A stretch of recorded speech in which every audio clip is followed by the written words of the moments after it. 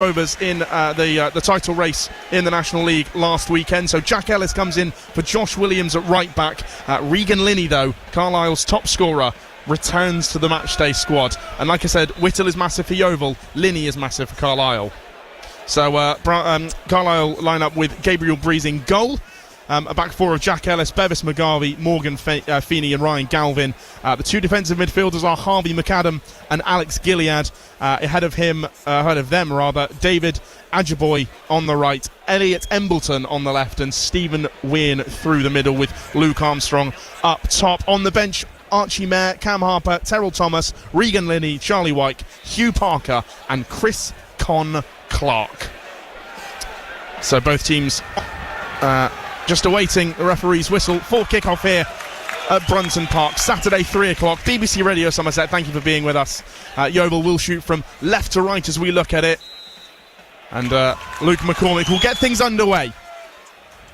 Passes back to Jed Ward, who fires it out far along the left-hand side for Daly to pick up and try to fire a ball into the area, which is deflected, and back to the goalkeeper, Breeze. 0-0. We had a little moment. We're slightly delayed kicking off here because the referee had spotted that I think one of the Carlisle staff had brought the footballs that sit on cones behind the goals too close to the goal mouth. I guess the goalkeeper wants to grab a football and get going quickly. I guess, and they're going to try and start quickly here at Carlisle. Ball over the top on the kind of inside right channel that's gone out for a goal kick, but it was that ball over the right shoulder. I think of Stephen Wynne, or Warren rather, and did force a goal kick, but dangerous. Attacking play for the home team. Yeah, Stephen Warren is going to play in the 10 role behind Armstrong, and he is going to have essentially free rein to overlap the front man. So the outside two centre halves, Finn Cousin-Dawson and Carl Ferguson, are going to have to be constantly aware that run could well come. Mugabe chests the ball from the goal kick, but Yeovil Town win it back. Down goes, that's Finn Cousin-Dawson, wins Yeovil a free kick, just inside the Carlisle half left side, the far side here at Brunton Park. Just 1 minute 20 played. It's Carlisle 0, Yeovil 0. We did see against Aldershot, for the fact that it wasn't necessarily the greatest performance, we did look a little bit of a threat from set pieces. Jake Warnell got his head on a couple and we didn't pounce on any of those sort of second balls. This is our first opportunity for Brett McGavin. A lot of distance, and the Carlisle have a very, very high line, but this is the first chance to get our big men up from the back. Both arms of McGavin aloft, as I say. Left side, far side, ball high rather than far. Didn't even reach the 18-yard box. I don't know if the wind had a bit of play in that. But Yeovil still in possession with Daly just inside their own half, just shy of the halfway line. Mafiko Skura takes a touch with the inside of his right foot. Heavy touch as well to get back to McGavin, and Ward will pass this to Ferguson. Ball down the line along the near side right channel, flicked on by Sims, and Campbell tries to play a pass forward, and down goes Mugabe. Wins Carlisle a free kick halfway inside their own half. That's going to be the battle that we look for throughout, isn't it? Hello. Ball over the top though. I don't think Yeovil were clear to see, and Jed Ward had to come out there and claim. I don't think any of us were aware of that. I was looking down. Finn Cousin-Dawson was backtracking, and Jed Ward is able to come out, parry, and then collect. Goodness me. Excellent goalkeeping from Jed Ward there. You and I weren't ready for it. David Ajiboy most certainly was. Long ball over the top, and he took that ball under control. And couldn't believe the amount of space and time that he had right on the edge of the Glover's box. Good goalkeeping, though, from Ward to snuff it out. Ferguson gives it away on the first attempt, but slides in and challenges for the second, so wins Embleton 8. Throw-in on this near side for Carlisle. 3 minutes played 0-0. Seemingly the out ball is Ajiboy on that far side. Remains to be seen. Feeney and Mugabe. Far side the right for Carlisle. Halfway inside the Yeovil half now. McAdam to Ajiboy.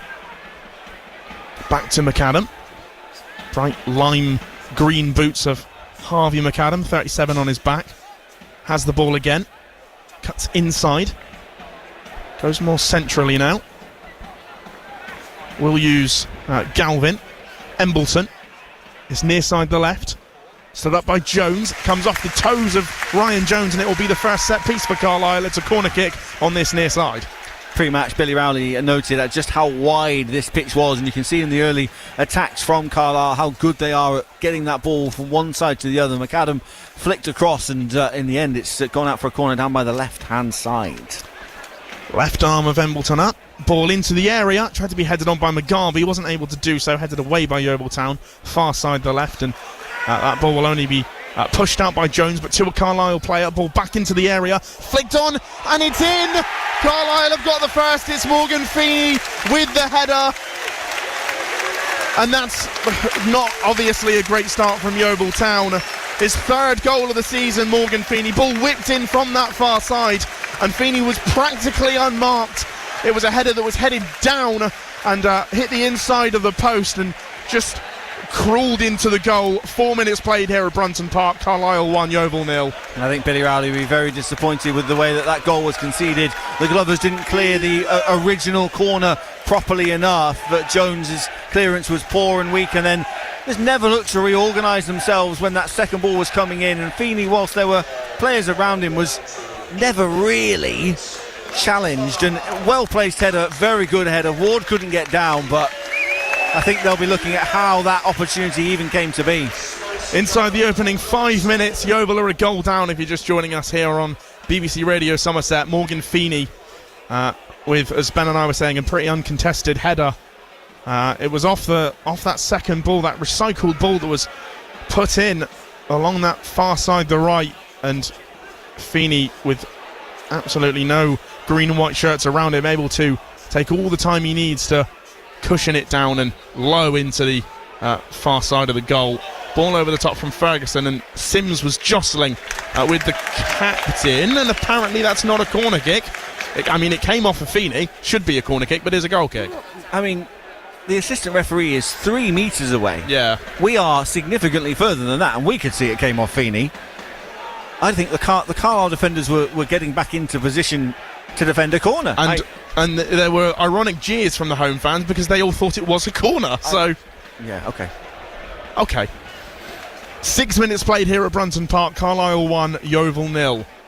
Morgan Feeney on 4 minutes, as Billy Rowley throws his water bottle down in frustration and has his hands in his pockets down in the dugout, adjacent to Mark Hughes, who he talked about in the pre-match on Thursday. Man United fan is Billy Rowley, so obviously watched Mark Hughes growing up. Said it called him an idol. BBC Sport website has an article on that. Just search Yeovil Town and Billy Rowley. It's the first one that you will see, the latest one. Ball over the top again for Galvin to head on, but Jed Ward can claim it along his 16-yard line, and will roll it out with his right hand to Ferguson. Near side the right now with Jones. Ferguson, ball over the top towards Campbell, who almost shinned that towards Josh Sims. Not much power and not much direction on it really, and it's back with the goalkeeper for Carlisle. No, we just need Campbell there to either keep the ball under our possession for a little bit or make sure of the pass. If he's going to make the knock-on move, make sure of it. Don't just sort of dangle the leg and hope it deflects the right way. You've got to show a little bit of intent. That out ball again towards Adjavoy. He takes a great chested touch, bit heavy maybe, but towards the byline. Does he? Yeah, he flicks it off of one of the Yeovil. I think that's James Daly. He's flicked it off, so it will be a corner for Carlisle along the far side. As I say earlier, that far side, Adjavoy's proving a real difficult task for Yeovil Town to try and defend. He's absolutely rapid as well. Yes. James Daly is no slouch, not by any stretch of the imagination, but Adjavoy was off his shoulder and gone then. Lovely back heel to get the ball to deflect back off of Daly for a corner. Another dangerous set piece. Yeah, Adjavoy, 4 goals this season, his 19th appearance. Ball gets flicked in from the corner far side, headed away by Finn Cousin Dawson over the top for an... or is it not off? No, okay, it wasn't off Cousin Dawson because it's gone over, but it's a goal kick. Definitely want to see a little bit more organisation from these defensive set pieces. Harvey McAdam there had basically a free run to go and stand on the goalkeeper's toes, and the ball was whipped right underneath that crossbar. Just need to make sure we're organised and we know who's on who there. Declan Skura pass centrally towards Campbell. Sims opened his body up, turned the corner and lost the ball. So Gilead to McAdam. And the ball is back in the back line with Carlisle United. Approaching 9 minutes here at Brunton Park. Carlisle United 1, Yeovil Town 0. Morgan Feeney on 4 minutes with the opening goal. A headed effort off of a corner. I think a second set piece that Carlisle had in this game. Seems like Galvin had got that all wrong. Tried to push it forward with his left foot and it's gone out of play. Throw in. I think Galvin knows that he's got a really good run down the left-hand side from the left-back area. He can push Jones back and become a de facto right-back. And on the other side, Daly can become a de facto left-back with the presence of Adjaboy down that side. So something that Yeovil have got to guard against, becoming a flat-back five for most of this game. Yeah, a real fixture in the team is Ryan Galvin. 25 appearances as of this afternoon. 1 goal against Barnet in the League Cup back in September. That's referees just waving play on advantage for Mafiko to run onto, and he's pushed the ball far side the left towards Campbell, but it's run too far ahead of him and back with the goal scorer and captain of Carlisle United, Morgan Feeney. I feel like we haven't got into this game yet. Haven't really got our foot on the ball and been able to put some passes together. Ball down the line again, far side for Carlisle, intercepted by Yeovil Town. McGavin, Daly, Mafiko and Skura, who's playing in the middle of a back three, but as Ben rightly said, will morph into a back five when Yeovil are out of possession. Mafiko comes deep, plays it wide. That's nice. Daly into McGavin, pushed forward. I think he's offside. Referee's flag stays down. Down goes. Who is that? Is that McCormick? He wants a free kick. He won't get it. Yeah, he will. Yeah, he will. Be a yellow card as well, I think. Oh, goodness me. Sorry, I thought he was pointing for a goal for whatever reason. McCormick wins the free kick. McCann was the one that pushed into him. And that's fantastic passing work there from Yeovil Town, far side the left. Yeah, really, really nice build-up play. Mafiko central, he's so good in those areas. James Daly went out to the wide left and he got the run through. McCormick happy to run beyond the front man. He took his line perfectly and he did go down. This is a great opportunity. Yeah. Bang in line with the 18-yard box. Left-hand side of the goal. Brett McGavin has an option here. Do you put it in the box into the danger area, or do you try and fire this towards goal? There's a two-man wall. I would not blame McGavin for trying to get this up and down. It is close to the edge of the 18-yard box. Interesting decision for McGavin here. Yeah, right on the corner of the penalty area. McGavin is going to go for a shot. It's parried off the fists there of the goalkeeper, Breeze. That's Yeovil's first attempt on goal. It's going to be recycled towards Cousin Dawson. It's exactly the kind of goal that... there's a ball whipped into the area. I was going to say it's a kind of goal that Carlisle scored on that recycled play. Sims near side. Jones push that against the chest. It's a ball in towards the feet of Campbell. Campbell can't get a hold of it though. Jones. Sims keeps himself onside this near side the right. Mafiko going to float it into the area for Ferguson to try and push forward. It comes off, I don't think, unknowingly Campbell.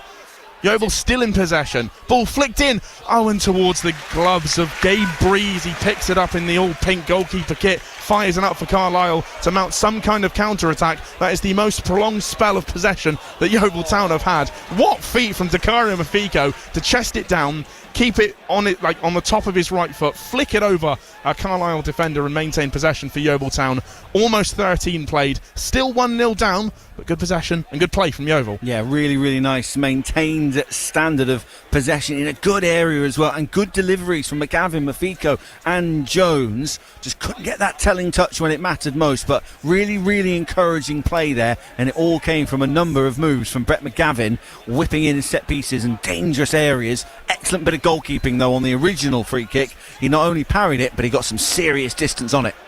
Skura, ball over the top. That's flicked off of Harvey McAdam's head. So we'll get a spin out for a throw-in on the far side for Yeovil. Just with the in the feet of Cousin Dawson. Does well to step across and maintain possession of the ball with defensive work from FCD. Mafiko along the halfway line in the centre circle. Ball over the top towards that far side the left once again, but intercepted by Carlisle for the time being, and that's a free kick that goes Carlisle's way. It's on David Adjaboy. It's a little bit of a push there from I think either Finn Cousin-Dawson or James Daly. Free kick to the home team. Yeah, just need to make sure we're not giving away too much of the momentum there. The Yeovil had recycled that original passage of play well, and now the ball's back with Carlisle, possibly needlessly so. Yeah. 14 minutes played here at Brunton Park. Carlisle 1, Yeovil Town 0. Yeovil moments ago, though, with a good spell of possession, a shot that was parried away by Breeze. So they're definitely getting a foothold in this game. Feeney goes over the top of Campbell, gets the header on it though, and keeps his team in possession. McAdam just shy of the halfway line. Down the line towards Adjaboy, who was onside there, through the lines of both Daly and Finn Cousin-Dawson. Daly seemingly gestures to the official on the far side, saying, "Where's your flag?" He was onside, sorry, Daly. Adjaboy, the ball ran through to the goalkeeper, Jed Ward. Excellent goalkeeping as well from Ward. He was on his toes, ready to go and go and sweep up behind his line. But Adjaboy is so good at finding those angles and finding those moments. He's going to be a real threat throughout. Ball through the lines from Cousin-Dawson to Campbell, then to Mafiko, and now to Daly. Back to Cousin-Dawson, the bright green boots. McGavin flicks the ball round the corner. McCormick opened his body up, went down, wanted the free kick, won't get it. Referee Michael Barlow unmoved. And Carlisle back in possession. This time with Wynne. Back to Stephen Wern. Wern or Wynne? Wern, I'm told. Wern, okay. McAdam. Far side. Just a bit of triangle passes, trying to loop that ball back into the area. Similar to how they scored their first goal. Into the area. Down goes Wern, and that's going to be a penalty for Carlisle United.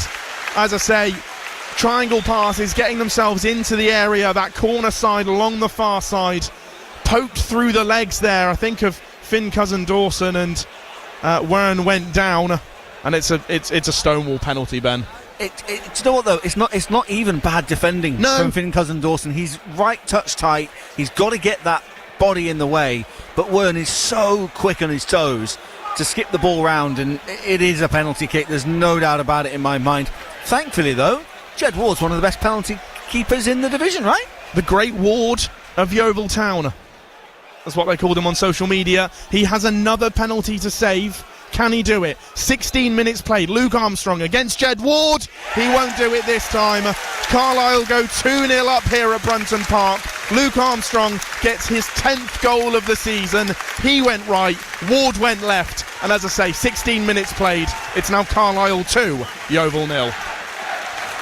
Not quite sure what to make of this, because we've had a really nice little passage of play there. We probably haven't created a clear-cut opportunity, but the last 5 minutes, probably since the goal, the first goal, have been really, really good. But just a moment of quality from Wern and Adjaboy down the right-hand side have just opened things up, and teams at the top of this division will take those chances when they come their way, and that's exactly what Carlisle United have done. Yeah, he gave Ward the eyes, seemingly, just before that penalty was taken. Opened his body up, fired it into that right-hand side of the goal. Jed Ward went the opposite way, and yeah, they've doubled their lead here at Brunton Park. So, ball over the top from Yeovil that was straight to the Carlisle defence, and Armstrong's going to try and prey on a bit of a loose pass from Cousin-Dawson. He'll fire it back to Skura. And Daly has a bit of room to work on the far side. He's stood up though, and actually goes around the corner, goes the long way around. I think that's Jack Ellis on the far side, so loses the ball, but Daly in a bit of a foot race there. Certainly got the beating of him. He did, and then the ball squirms loose, and there's just nobody near him to pick up that second ball. You're just looking for somebody to be on their toes, snapping at the heels to try and make sure they pick up the bits and pieces, and Campbell was just on his heels and not really getting over to support his teammate there, and just want a little bit of oomph really, because that was a really nice bit of movement from Daly, and he ends up losing out, but more because there was no one there to help him. Yeah, if your player kind of goes and you've kind of got to go with him.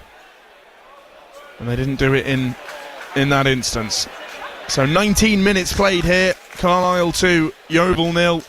Morgan Feeney on 4 minutes.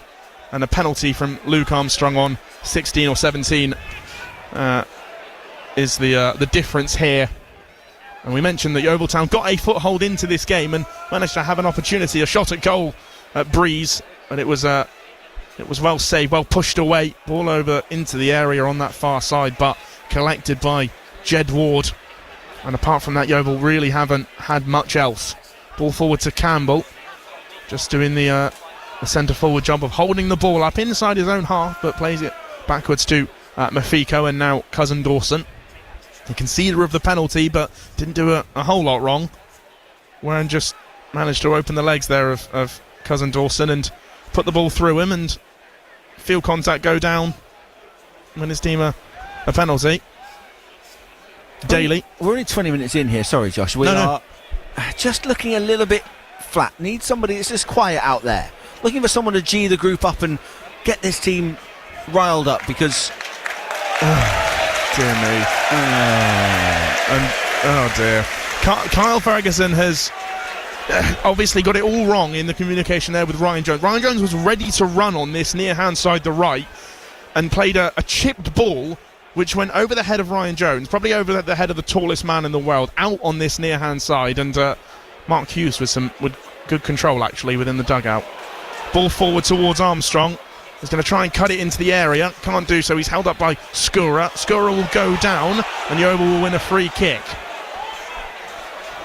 Skura's done really well there, actually. He's kept pace with Armstrong and then out-muscled him basically in the corner area to win the free kick from Armstrong. His dad, Alan, is very well known in this part of the world. He's director of football, I think, at Gateshead, formerly manager there, and scored a lot of goals. Would have scored that penalty, I think, his dad. Luke Armstrong's a little bit quicker, though, on his feet. Yeah, I was going to call it blonde hair, but it's kind of a dirty blonde, really, with Luke Armstrong tied back in a man bun. That's the player identification sorted.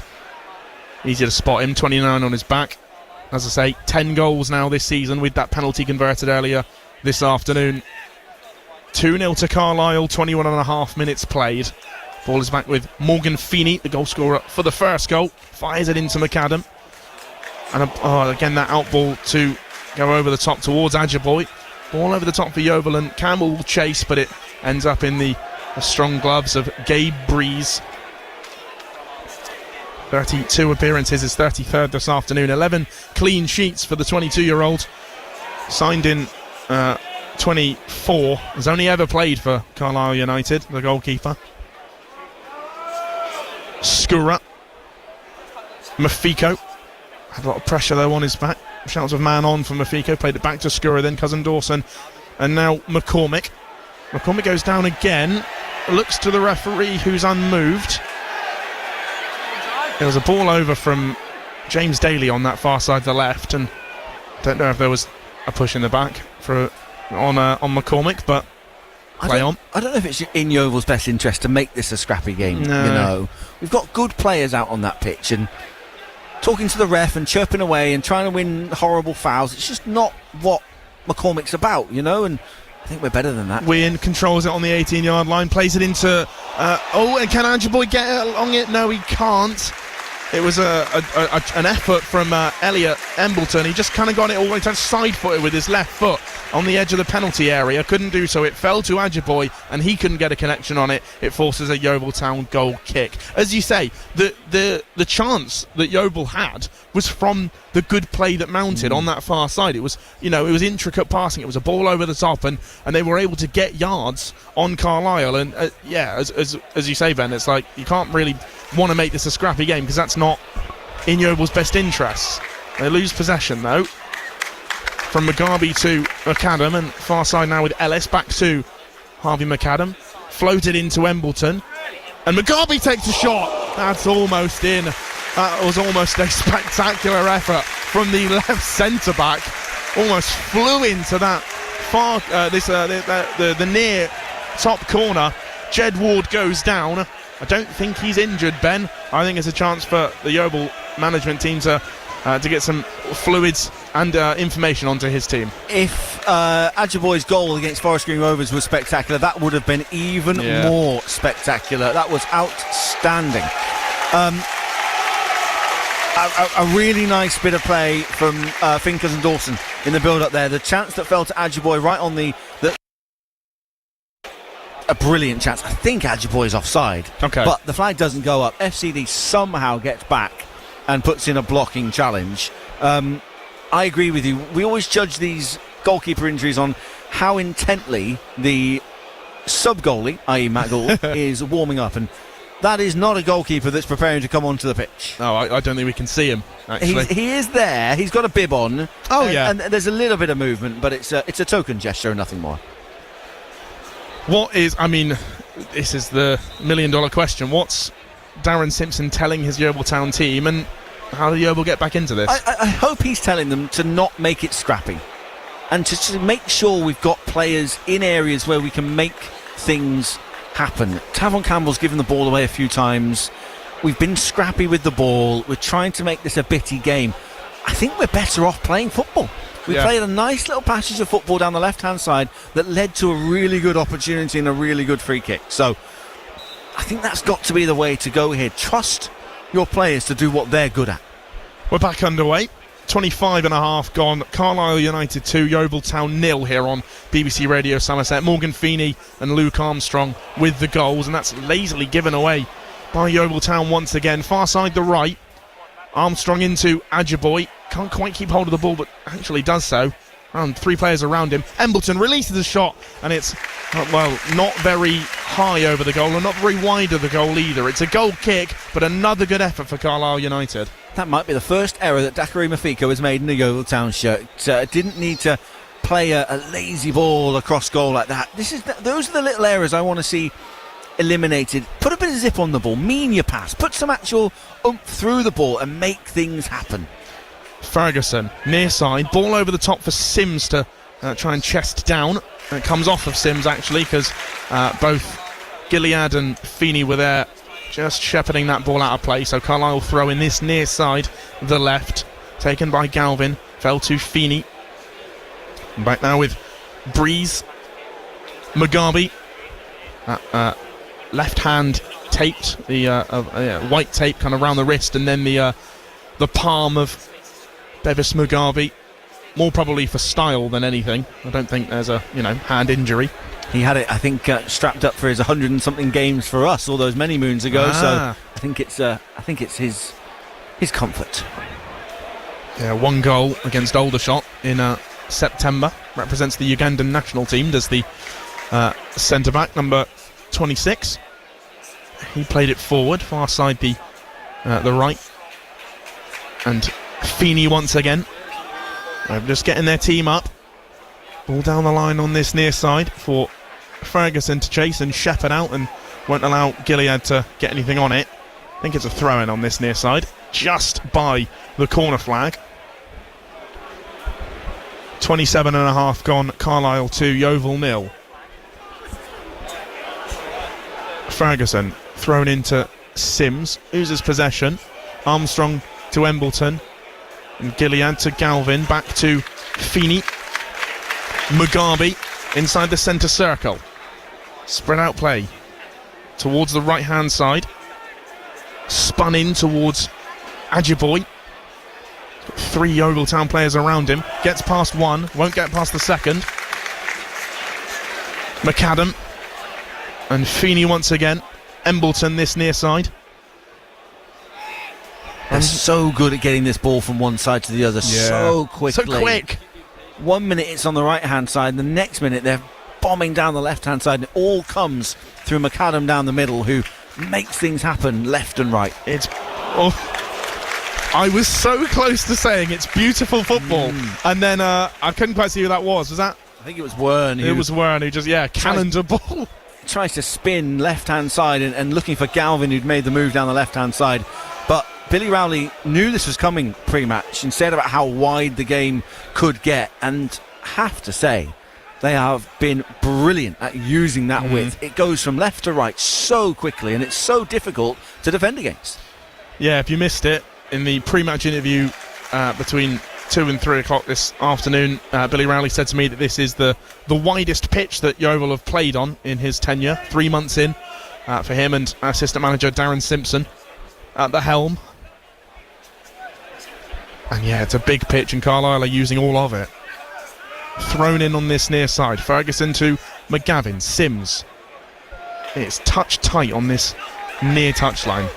Lost possession though. Galvin, McAdam, Mugabe. So quick at just turning that possession into a forward movement.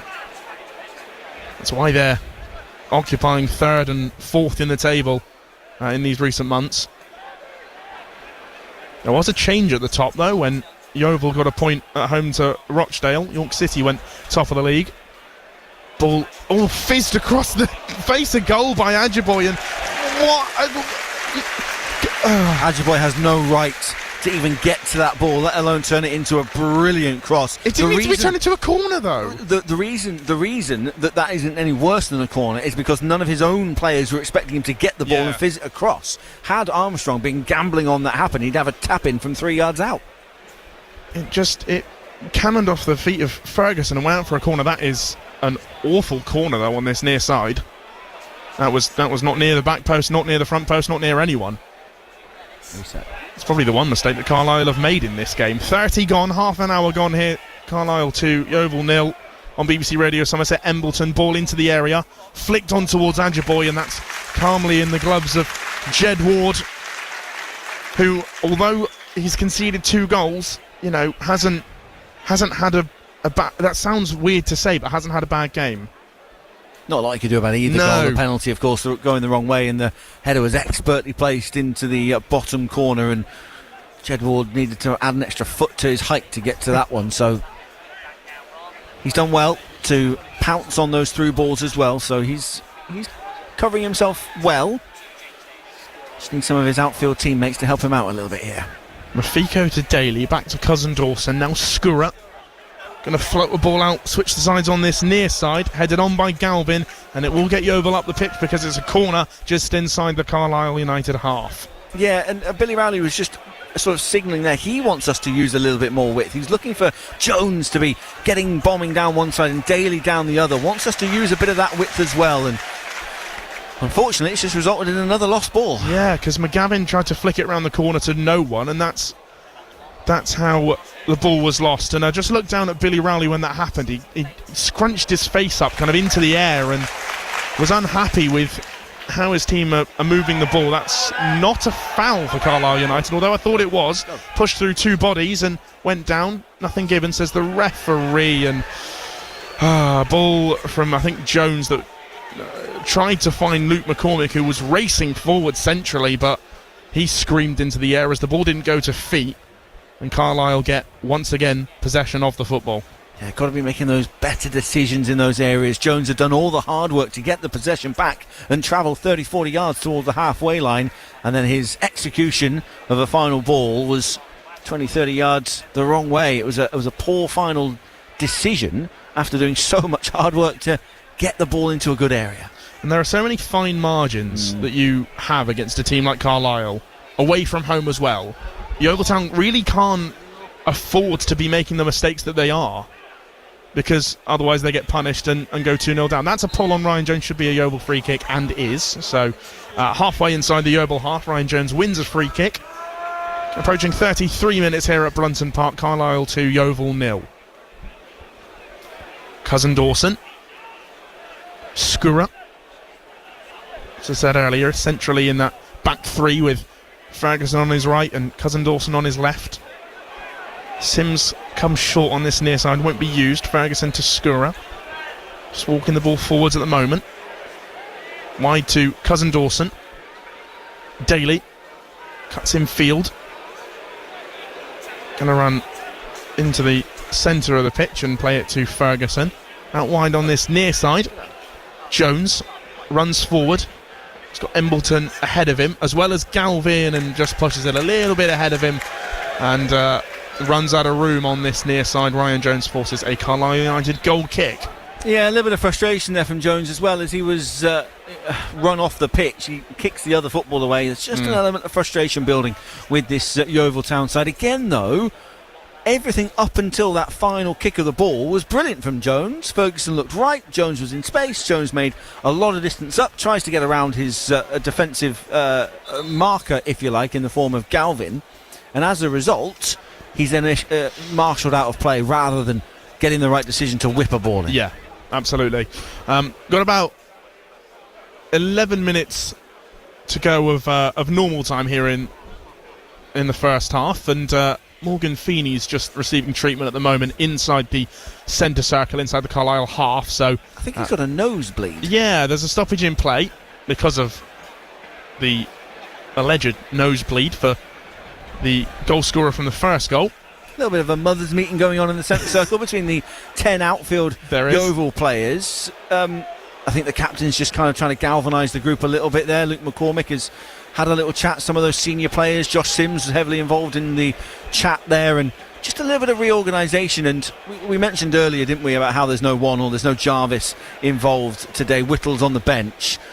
And last week, after the midweek game, the manager called for leadership, wanted his group to stand up and be counted. And I do think in moments like that, Josh Sims is taking a real moment here to talk to individual people, go around and have a bit of a chat with certain players. There's definite frustrations out there. There's a few shrug of the shoulders. McGavin, Jones look a little bit frustrated. So they are taking the initiative to try and deal with the situation themselves.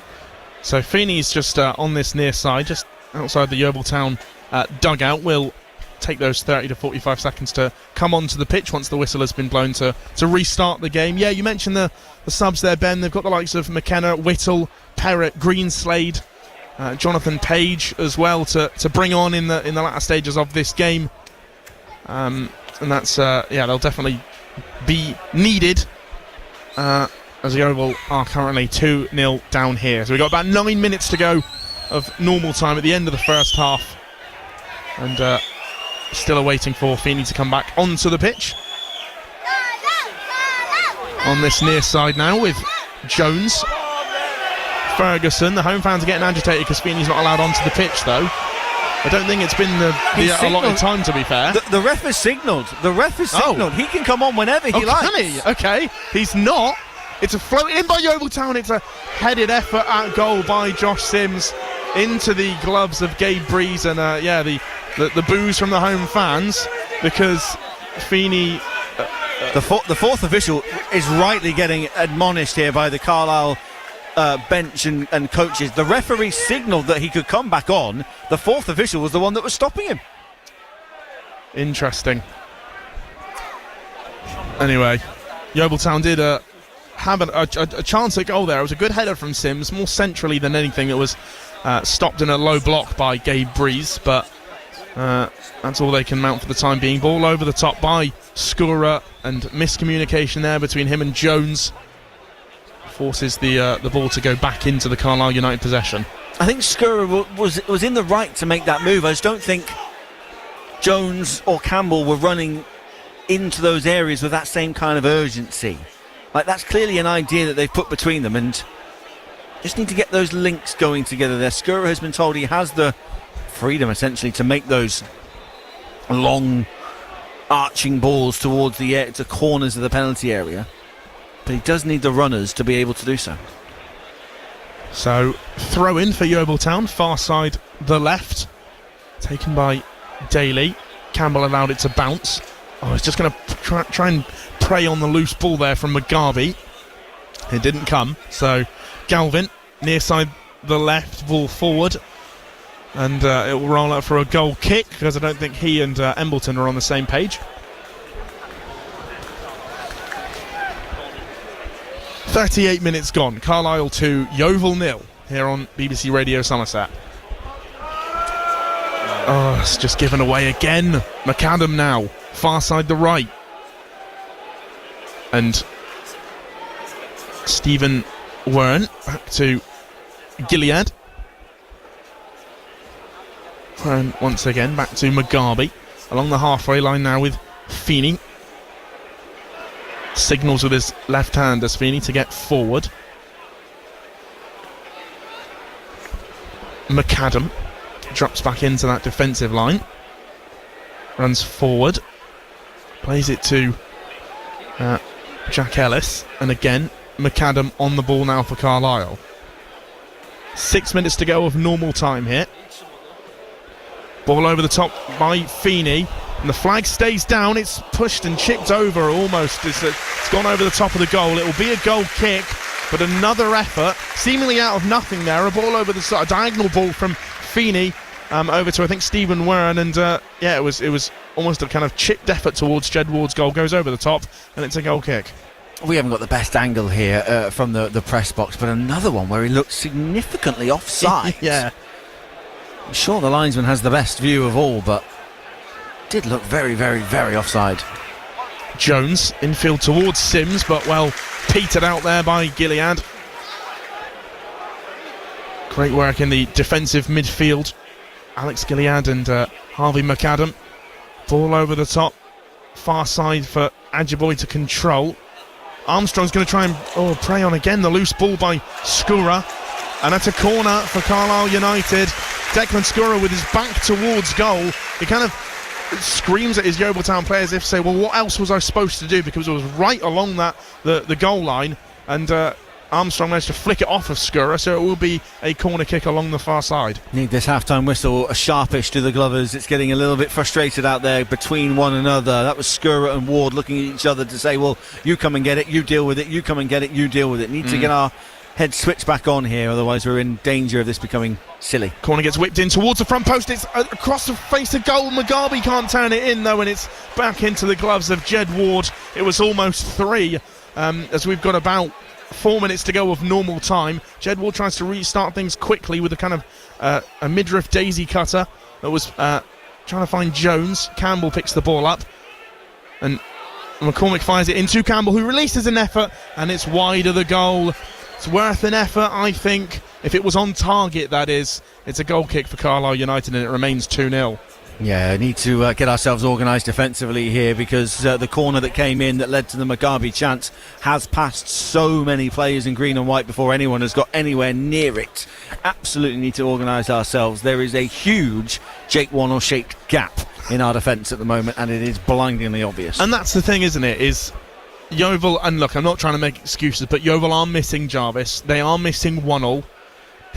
They're missing big players within the squad. As the goal kick's taken and kind of bounced over everyone, fell into the chest of Declan Skura. Mugabe and Campbell in a bit of a tussle there, and Carlisle come out with the ball.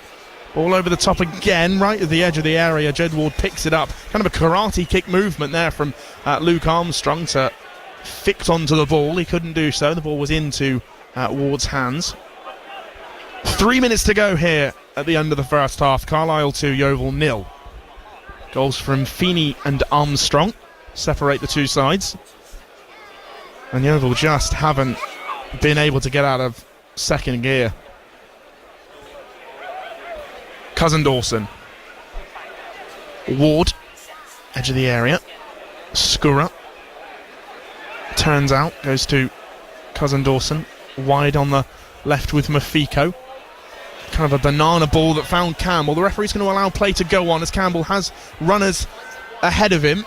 Jones, this near side the right, going to cut in, use his left foot, and it will come off of a Carlisle player and go out for a Yeovil Town corner. It's what we've been speaking about, Ben. Absolutely. Good football creates good chances. Absolutely, really nice from Tavon Campbell there. He charged into a good central area, he didn't pull the trigger, had options to his right hand side. Sims made room with a lovely run for Jones to check in on his left foot, looked for the far post. Good defending, but good flashes for the Glovers now, but have to turn something into a significant chance. Breeze, the goalkeeper, hasn't really had anything major to do yet, but a 43rd minute goal will come in very nicely indeed. To Karim Mafiko over this one. Corner on the near side. He's got his right foot ahead of his left. Both arms of Mafiko aloft towards the back post. Skura's just trying to peel off him. He was... Oh, and Jones with a shot. It's deflected, cannoned off the chest there of, I think, Gilead. Mafiko keeps it in on this near side. Ball into the area. And down and flicked off the back heel there of Embleton, and the goalkeeper able to calm things down, pick it up for Carlisle United. Another chance gone for Yeovil Town. Well, it's not going for you, it's not going for you. When that ball hits the heel of Embleton, it can go absolutely anywhere, and it trickles harmlessly into the waiting palms of the goalkeeper. Skura heads that ball on from the goal kick. It ricocheted off of Armstrong, which caused a millisecond of panic, but Yeovil able to get the ball under their spell. 1 minute, we're inside the final minute of normal time here at the end of the first half. Carlisle 2, Yeovil 0. And as Ben said, when it's not going for you, it's not going for you. If it was going for you, there's potential that Yeovil Town would have had 2, if not 3 in this game. But Carlisle also would have had 4 or 5. So 2-0 though, the score. I'd love to know what's going through Billy Rowley's mind right now. He is an animated manager, isn't he? He's gesturing, his hands are on his head, he's got a frustration, he's got a water bottle that gets thrown, but then he is animated and happy when things go well. He must think a million things in a few seconds down in that dugout. He's a manager that lives and breathes the game, and you can see that. Heart on his sleeve. Yeah. Skura ventures forward into James Daly, but Carlisle get the ball back. It's that 4 minutes of added time. There's 2 fours, means a 4. Campbell, edge of the area, lays it off to Sims, who might look up and try and release an effort. McGavin takes the ball, maybe 20 yards out centrally, lays it off to Daly, across to McCormick. McGavin keeps possession for Yeovil, ball through the lines to try and find Sims, and Campbell goes down, wants to win the free kick, and he'll get it as well. Wow. That's excellent from Campbell there. He's done really well there to get his body between ball and player, and he does get taken down. Now, this is very much Brett McGavin territory. Yes, it is. I said I saw 2 fours because there was a red 4 and a green 4 on the electronic substitution board. I don't think that's 8 minutes of added time. I think it's 4. No, I think we'll just stick with the 4 and we'll see how we go. But if this is Brett McGavin, I think McGavin's going to take a little bit of seniority here over McCormick. FCD's going to stand near the wall. Has to be careful with just how close he gets, of course. Chasing the second ball. Be busy around the second ball, lads. If it spills back out, we need to make sure. And McGavin will just fire that low, and it comes off the wall, barely. And Carlisle will try the speculative effort from halfway. It will go wide of the goal. It's a goal kick for Yeovil Town. What was that? So, they're having a word with the referee at the moment because David Adjoy was running back into a defensive area and ran right through the area where they were taking the free kick. But the referee has said, well, you took the free kick. Yeah. You didn't have to take the free kick. I don't know the need for McCormick to touch that to the side for McGavin to hit. That was in enough range for McGavin to do that on his own. He's good enough to do that. It's a little frustrating for the Glovers in this first half. Just let McGavin take it. Armstrong, Embleton, near side the left. And Wern across to Ellis. Chased down by Mafiko. Unable to get the ball though. Wern back to Ellis. Ball through. Finds Galvin. And that's 3. He's onside. It was a simple ball through the lines from Ellis to Ryan Galvin. He gets his first league goal, his second of the season, right at the end of the first half. It's now Carlisle United 3, Yeovil Town 0. Just too quick, wasn't it? Too quick, too easy. Just a slide through. In this back 3, there are gaps between the 3 central defenders, and Carlisle United know how and when to find them. Very, very nice from Galvin. He's got the freedom to get round that right-hand side. It all comes back, though, to an unnecessary giveaway from Ryan Jones on the right-hand side. See the half out at 2-0. Don't do anything silly. Try and just sort of play the conditions, play the moment. We haven't done that, and we've given away an opportunity, an excellently worked opportunity, but one we didn't have to give away. We're inside the final minute of the additional 4 here at Brunton Park, and Yeovil would just want this half to end. They wanted it to end at 2-0, and it just gets worse. On an overcast day that's got progressively darker as the half has gone on, it's It's a dark half for Yeovil Town. They're currently 3-0 down if you're just joining us here on BBC Radio Somerset. And look, Yeovil coming to Carlisle away from home weren't expected to get too much from this game. But 3-0 at the end of the first half, I don't know. I'm sure that's not what Billy Rowley and his team expected. No, I think the big thing that they wanted... Look, Yeovil's season this season is not going to be defined by Carlisle United. No. But given what we saw against Aldershot, we wanted a response. That's what I thought we wanted, was just a sort of injection of pace and energy. We haven't had that. Edge of the area put through by Sims to Campbell, and that's great defensive work from Morgan Feeney to really put in a last-ditch challenge. And it's a free kick to Carlisle as there's a foul towards the far side corner flag. You'd imagine that is time up at the end of the first half. Was nice work down the far side, the left, swung in towards Sims, who played it forward to Campbell, and as I say, Feeney with a last-ditch challenge to keep it at 3-0. That's been the frustration, is that actually there has been some nice little moments, some nice little passes, some nice little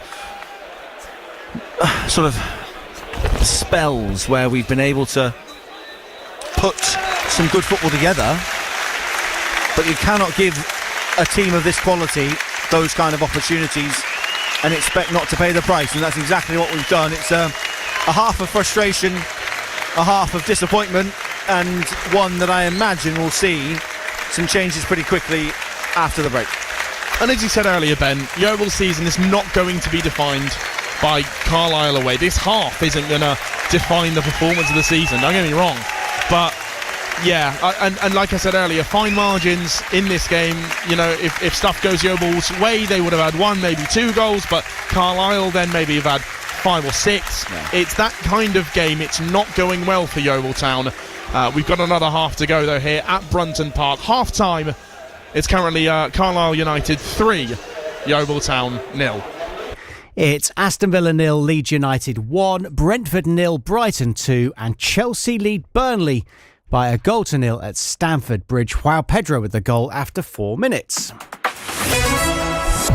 Let's check out the roads. Here's Toby. Thank you very much, Richard. Good afternoon. We're going to start on the M32. Traffic's now eased and return back to normal now on the southbound side between Junction 1 for Hambrook to Junction 2 at Easthill. That's after an earlier incident. On the M48, though, the Severn Bridge, there is one lane closed due to strong winds. That's affecting traffic in both directions. In Brislington, we've got the usual delays on Brislington Hill. That's going both ways. In Bath, there's heavy traffic on London Road. That's heading westbound just before Cleveland Bridge. In Backwell, roadworks are causing delays on West Town Road. That's going both ways. And a reminder, in Boroughbridge, the A361 is shut in both directions. That is due to flooding. And on the railways, buses are running instead of trains on cross-country services between Tiverton Parkway and Plymouth. That's due to engineering work. So do check before you travel on cross-country today. If you have spotted anything on the roads or on public transport we should be mentioning, do let us know if it's safe and legal. Give us a call on 08000 855 949.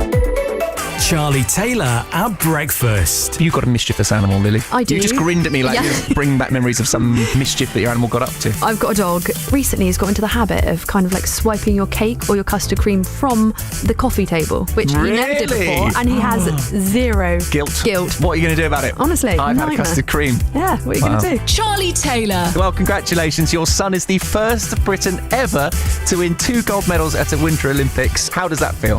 Well, it's a bit like a dream, actually. It hasn't quite sunk in. Charlie Taylor at breakfast.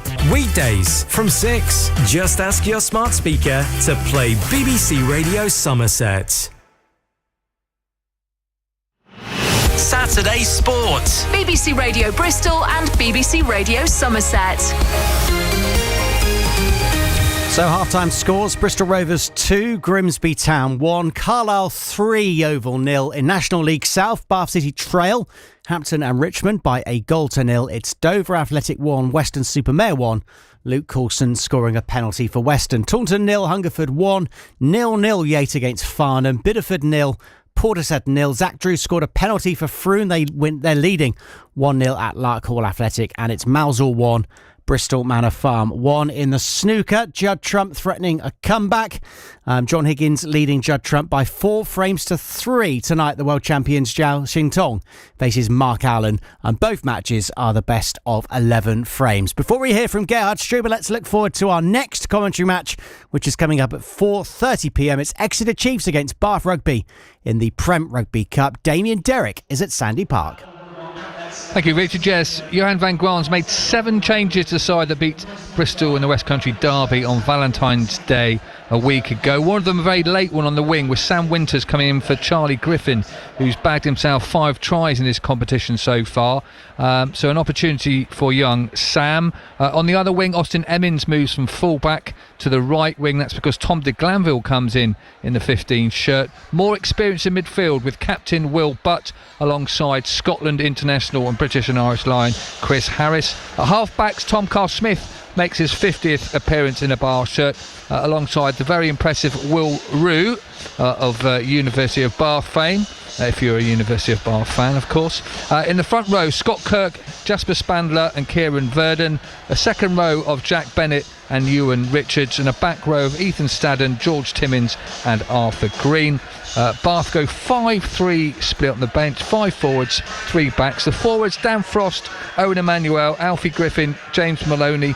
And covering the back row, normally a hooker, is Kepu Tuipulotu, and the replacement backs are Ian Davis, James Lineker and Tyler Mason. We've got first half commentary of Exeter against Bath on 104.6 FM in Bath, BBC Radio Somerset DAB, and online via the BBC Sport website and app. At 12:30, Swansea kicked off against Bristol City. In the end, it was the home side who came out on top. They won by 1-0. The first half goal from Jan Vertipnik scoring for Swansea. So Bristol City losing 1-0 at Swansea. And after the match, Ali Durden spoke to the City head coach Gerhard Struber. Gerhard, thoughts on that result and performance today?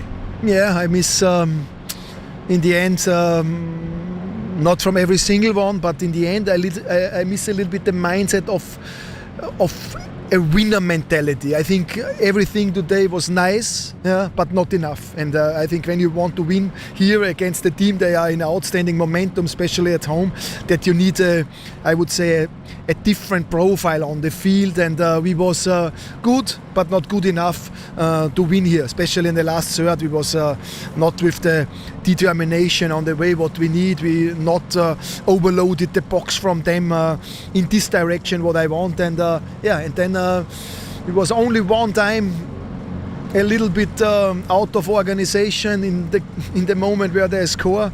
They create not so much against us. I think we was here on a really good level, and but in the end we stay here with nothing in the hand, and this was not the plan. A lot of championship games tend to be like that, it seems, decided by a couple of moments. How close to the sort of level, or how far off the sort of level you expect was that? It's close. It's super close. Every single game it's close, but you need a different energy on the field. You need a body language like winners, and I would say this is something where we have to stretch us from the mind, but also from our actions. And I would say this was a little bit different. I cannot say that Swansea was so much better. Absolutely not. But we have in the end a bigger plan, and we have to show that. And when we cannot see the different, then we cannot speak about so much about that what we want. That sort of winner mentality, the sexy football we had earlier in the season. You've become a bit more inconsistent now in the kind of the middle third of the season. Why do you think that is? I would say, of course, the championship is a big race, and it's a little bit a marathon. And of course, we had some barriers on the way with what has every single club. Yeah, but we have to find more back in our world of football, and we need, of course, in some. Yeah, in the tricky moments, of course, also to be here on top, and this is in the opponent's box, but also in our own box. And I think in this direction we miss a little bit. The subs on Tuesday made a huge impact. What did you think of the impact today? was not enough, and I think in this direction we should be also honest. So what we expect from our subs, we cannot expect always like that what we see in the midweek, but we have to do it better. Every single one has to come more on his personal border, and this is something what I missed today. A big positive was Noah Ayler's performance, his full debut. He looked very comfortable out there. Did you like what you saw? Yes, I think he did a good job. I think in the most of his actions, I think he showed us that he can be for us in the here and now, but especially in the future, a big win for Bristol City Football. You straight back on the road pretty much up to Blackburn on Tuesday. You got a game Friday, you got a cup replay. How concerned are you about the sort of level of the games and being able to sort of coach in between that and try to rediscover that consistency? Yeah, I think this is the world. We have the next chance on Tuesday to bounce back, and I see it only in this direction. We have enough quality to win there, but we need, of course, also against them with a win yesterday. We need the right mentality, and I would say the championship is a big topic of mentality and a big topic how you create your personal triggers in your mind, and I think this is something what we have to do better and with a different. Determination. This is I think the point where we have to kill opponents. You suggested Rob Dickey wouldn't be available for a couple of weeks. Ross McCrory Tuesday, or again too soon? I think it's again too soon for Ross McCrory. I think hopefully on Friday, we will see. Dickey will be out for the next couple of weeks. I don't know how this works when we have in the end a clear picture from him with the scan, but right now, that's the situation. We have to deal with that, and we have to bounce back on Tuesday. We have enough quality, we can do it. Finally, you watched the game from the gantry. Was it useful in any way, or are you feeling like you can't wait to get back on the touchline? Absolute outstanding bad feeling to be far away from the boys, so I'm really happy to jump back on Tuesday on the bench and help from this distance. Thank you. Thank you. Yeah, Bristol City at Blackburn on Tuesday. We've got Sound of the City on Monday from 6, and then build-up and commentary of Blackburn Rovers against Bristol City on Tuesday from 7. In the Premier League, half-time, Aston Villa 0, Leeds 1. Brentford are playing Brighton, and it's the visitors on top. Lee Blakeman. Brentford 0, Brighton 2. Gomez with the first after Kadioglu's shot came back off the bar. Then Welbeck got the second right on half-time, driving in following poor defending by Collins. Brentford 0, Brighton 2. The other half-time score is Chelsea 1, Burnley 0. In the Championship, half-time scores Norwich 0, Birmingham 2, Watford 1, Derby 0, Wrexham 2, Ipswich 2. All the other games are goalless, kicking off at 3 o'clock. In League 1, it's Huddersfield 0, Barnsley 1, Luton 1, Burton 0, Mansfield 0, Lincoln 1, Northampton 0, Leyton Orient 1, Peterborough 1, Exeter City 0, Port Vale 0, Reading 1, Stockport 2, Wigan 2, and Wimbledon 1, Bradford City 0. In League 2 this afternoon, Accrington 0, Shrewsbury 1, Cheltenham 0, Salford City 1, Colchester 1, Barnet 1, Crawley 0, Chesterfield 1, Gillingham 0, Oldham Athletic 2, Notts County 1, Tranmere 0, and both Harrogate against Bromley and Newport against Cambridge currently goalless. And in the Six Nations, the latest score, about 10 minutes remaining, it's England 14, Ireland 42. Saturday Sport. BBC Radio Bristol and BBC Radio Somerset. OK, the second half about to get underway in our 2-3 o'clock football commentary matches. 95.5 FM, Carlisle 3, Yeovil 0. The second half on 95.5 FM with Ben Barrett and Josh Perkins. Thank you, Richard. Welcome back to Brunton Park as Yeovil Town have a big hill to climb in the second half if they want to get anything from this game. Currently Carlisle 3, Yeovil 0. No teams yet have come out for at the start of the second half, but we mentioned this just off air then, Ben, and if you don't want to mention it, I will. In terms of the subs warming up, so Yeovil Town away to our right hand side, Carlisle on our left, and with Carlisle there was a structure to their warming up essentially for the second half. Yeovil just kind of passing the ball to one another, the 5 or 6 that are that are in their pink bibs, but Carlisle have a coach out there, and they're doing drills. They're doing drill, and that means that their bodies are ready to ping and ready to go. And if they're called upon in the 47th minute, they're ready to go. They're ready to get into the action and get up to the pace of the game and their team quite quickly. I look at Yeovil and it's quite slow, it's quite methodical. There's heads that are facing the ground. I get it, you're 3-0 down. I do, I understand. But at the same time, it's about what you show and the sort of display that you're putting on. It's perfectly reasonable that those Yeovil players will have looked across at their Carlisle counterparts and had that feeling of, oh, geez, they're ready, aren't they? Yeah. They're up for this. They're going for it. And it's easy to do it 3-0 up. Of course it is.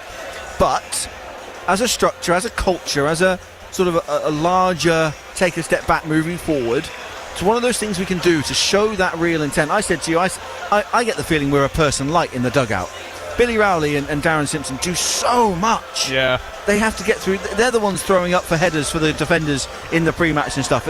And we go to teams, and we highlighted Rochdale and their 11 members of staff. But here at Carlisle, there's people buzzing around, just making themselves busy, making themselves sort of doing bits and pieces. So, Yeovil, you talk about the mountain to climb. Look, we've been 3-0 up at half-time and lost the game this season. Yes. It is not out of the question. Not at all. But these things are so few and far between. What Yeovil now need to do is show intent and show momentum to go forward. Get one early and you'll never know. Of course you never know if we can get ourselves going early on. But there's a slightly bigger picture at play here. We've got Sutton midweek and then the trophy quarter-final to follow next weekend.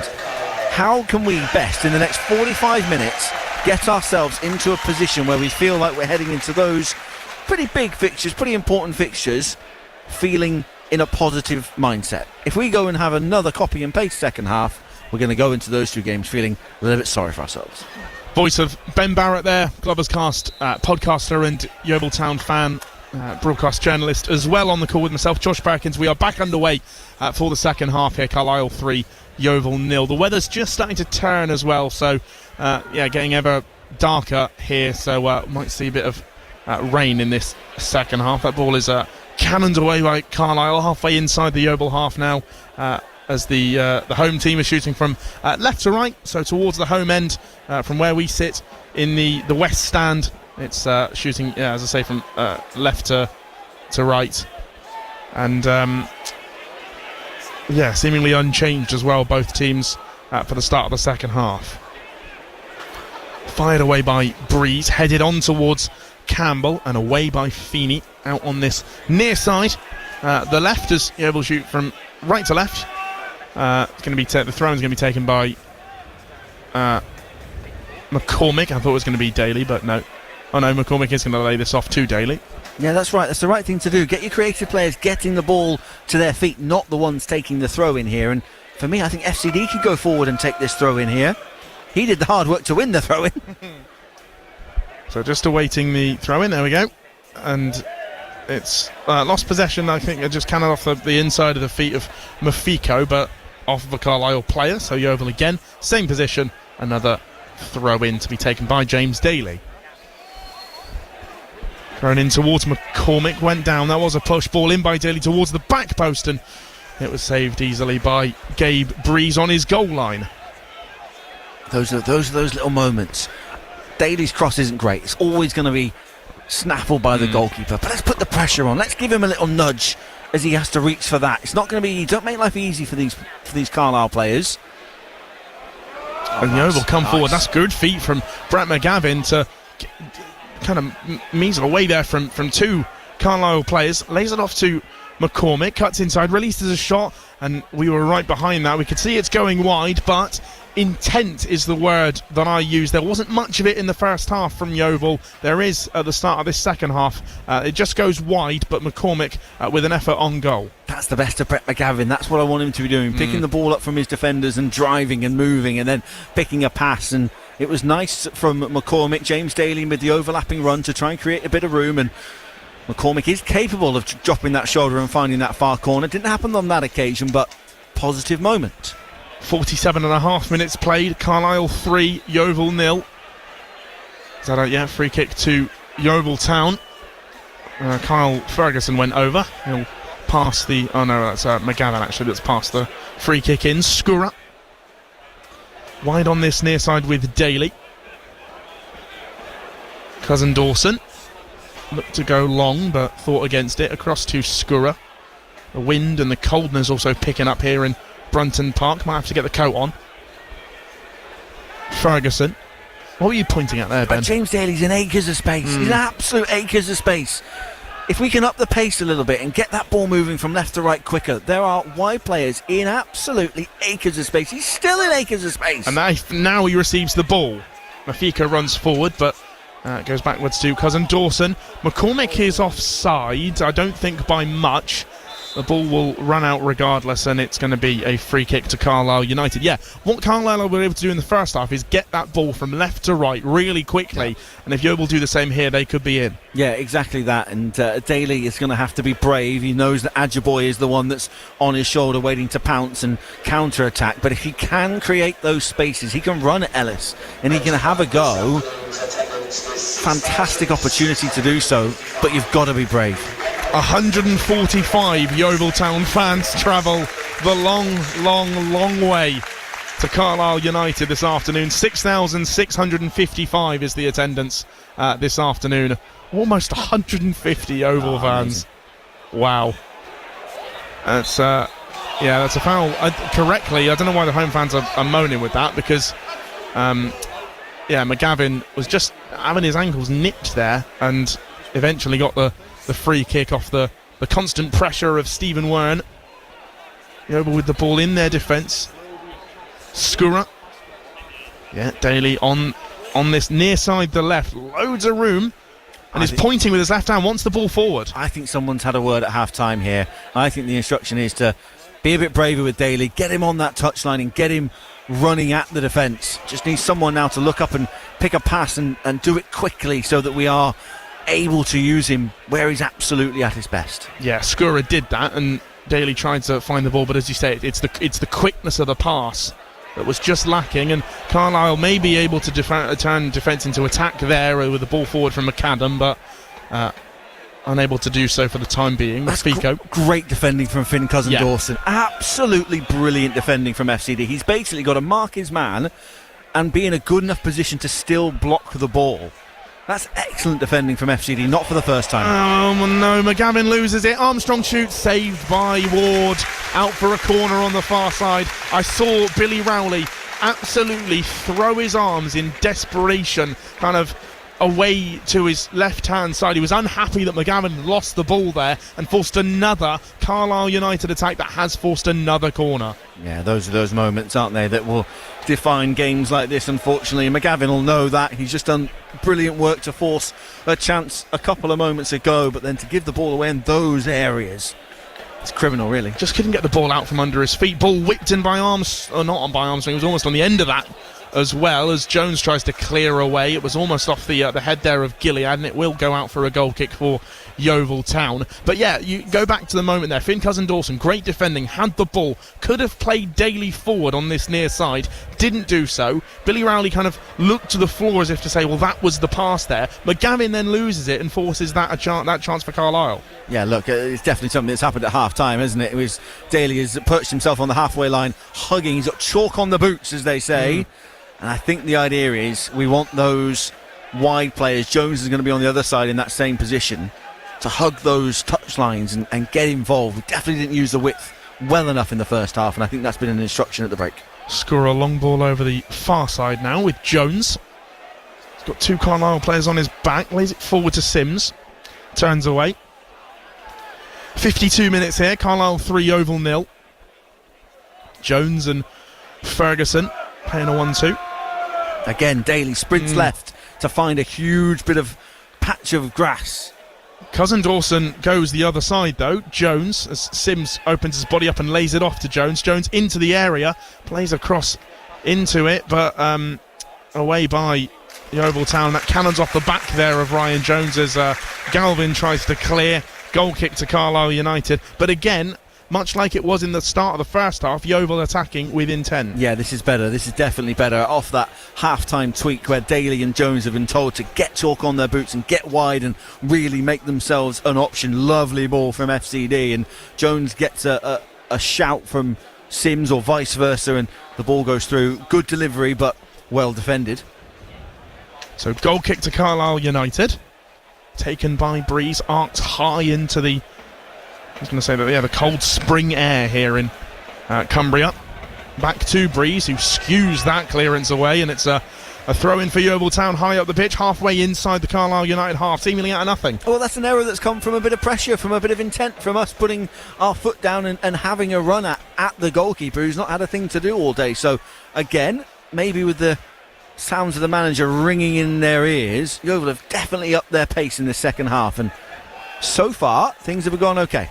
Soul roll there from Daly, and I don't think he was late on that challenge from McAdam. He's obviously going to make the most of it as the Carlisle United midfielder.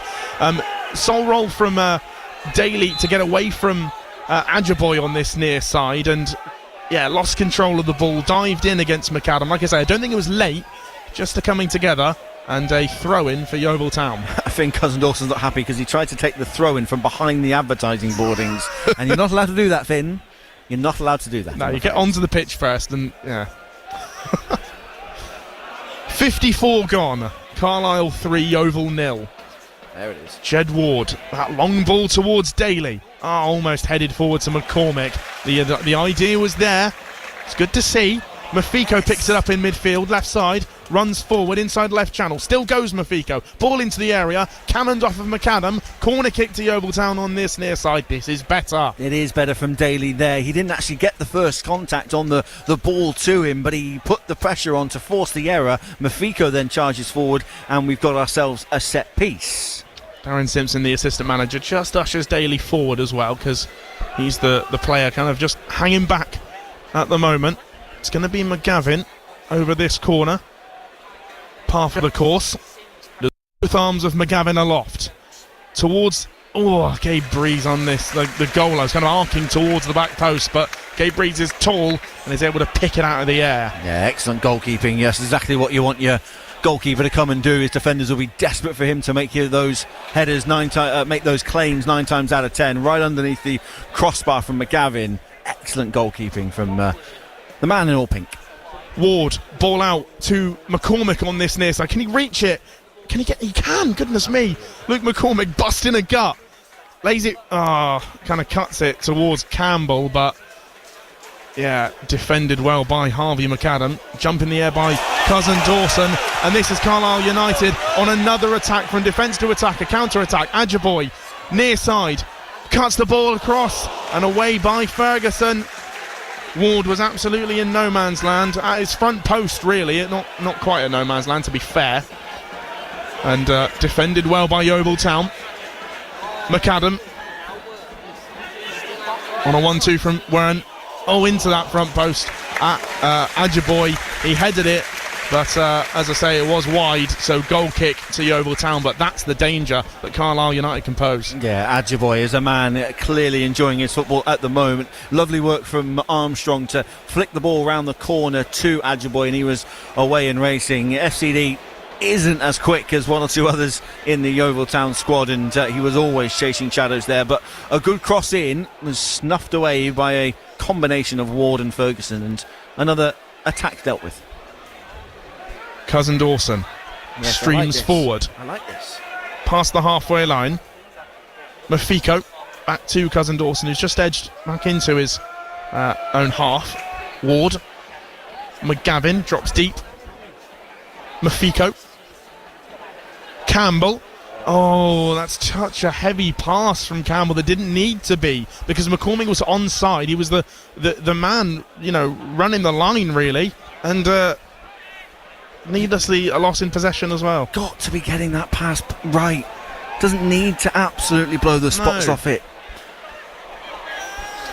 57 gone, Carlisle 3, Yeovil 0. Mafiko picks the ball up on a loose control from McAdam. Jones in his orange and green coloured boots. One half is green, the other half is orange on both football boots. Long ball over this near side towards Daly, but Carlisle again turn this into another attack. Ajiboye from the right side runs centrally, is crowded out by Finn Cousin-Dawson and Mafiko. Sims past the halfway line, far side the right. Jones cuts inside, is pressured backwards. Ferguson, Skura. I don't want to put the mockers on him, but FCD has really impressed me in this second half. It's been brilliant. Such a good centre-back. Slightly wasted, I think, in central midfield, but can do a job there as well. Daly on this near side. Into Mafiko. He's got 4 Carlisle United players ahead of him. Lasered across to Ferguson. Puts his right foot on the ball. Back to Skura, halfway line. Forward to McGavin. Mafiko runs onto it. Campbell drags the ball back, keeps possession of the ball. Wants to use Daly on this near side, but won't. Cousin-Dawson, Skura. Ball through towards Campbell. He puts a thumb up in appreciation, does number 29. Right idea, but once again defended by Carlisle United. Daly. McCormick.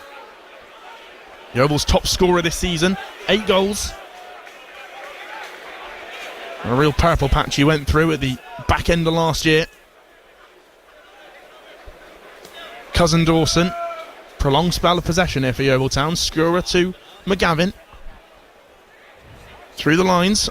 Sims. Good. McCormick has Daly ahead of him on the left side. Will use him as well. Daly wants to put the ball in. Cuts it across to Sims. Halfway inside the Carlisle United half. Forward goes Josh Sims. Daly. Cousin-Dawson. McGavin. Poked forward towards Mafiko. Back to McGavin. Now Sims. In that number 10 role left side. Daly. Ball into the area. It's hard to deal with by Bevis Mugabe. Has had to turn it away on his own goal line, and it's forced Yeovil Town's corner. Goodness me, that could have very nearly been an own goal. It could have been, but that's so nice from Yeovil. Yeah. When we get the ball down and use those players in wide areas, we are creating chances. We are so static in attacking areas, though. I'm looking for a run from Campbell. I'm looking for someone to make a move, arch their run into those lines behind the defenders, and we are so static in attacking areas. McGavin, corner, both arms up towards the back post, again saved by Gabe Breeze. That's a copy-paste of the other corner that Yeovil had in this second half. 60 minutes gone. Carlisle 3, Yeovil 0. Yeah, you mentioned being static in attacking areas. I think that's where Yeovil are obviously lacking. They've been calling out for a striker for the last 4 years, to be honest, and it just rings true once again.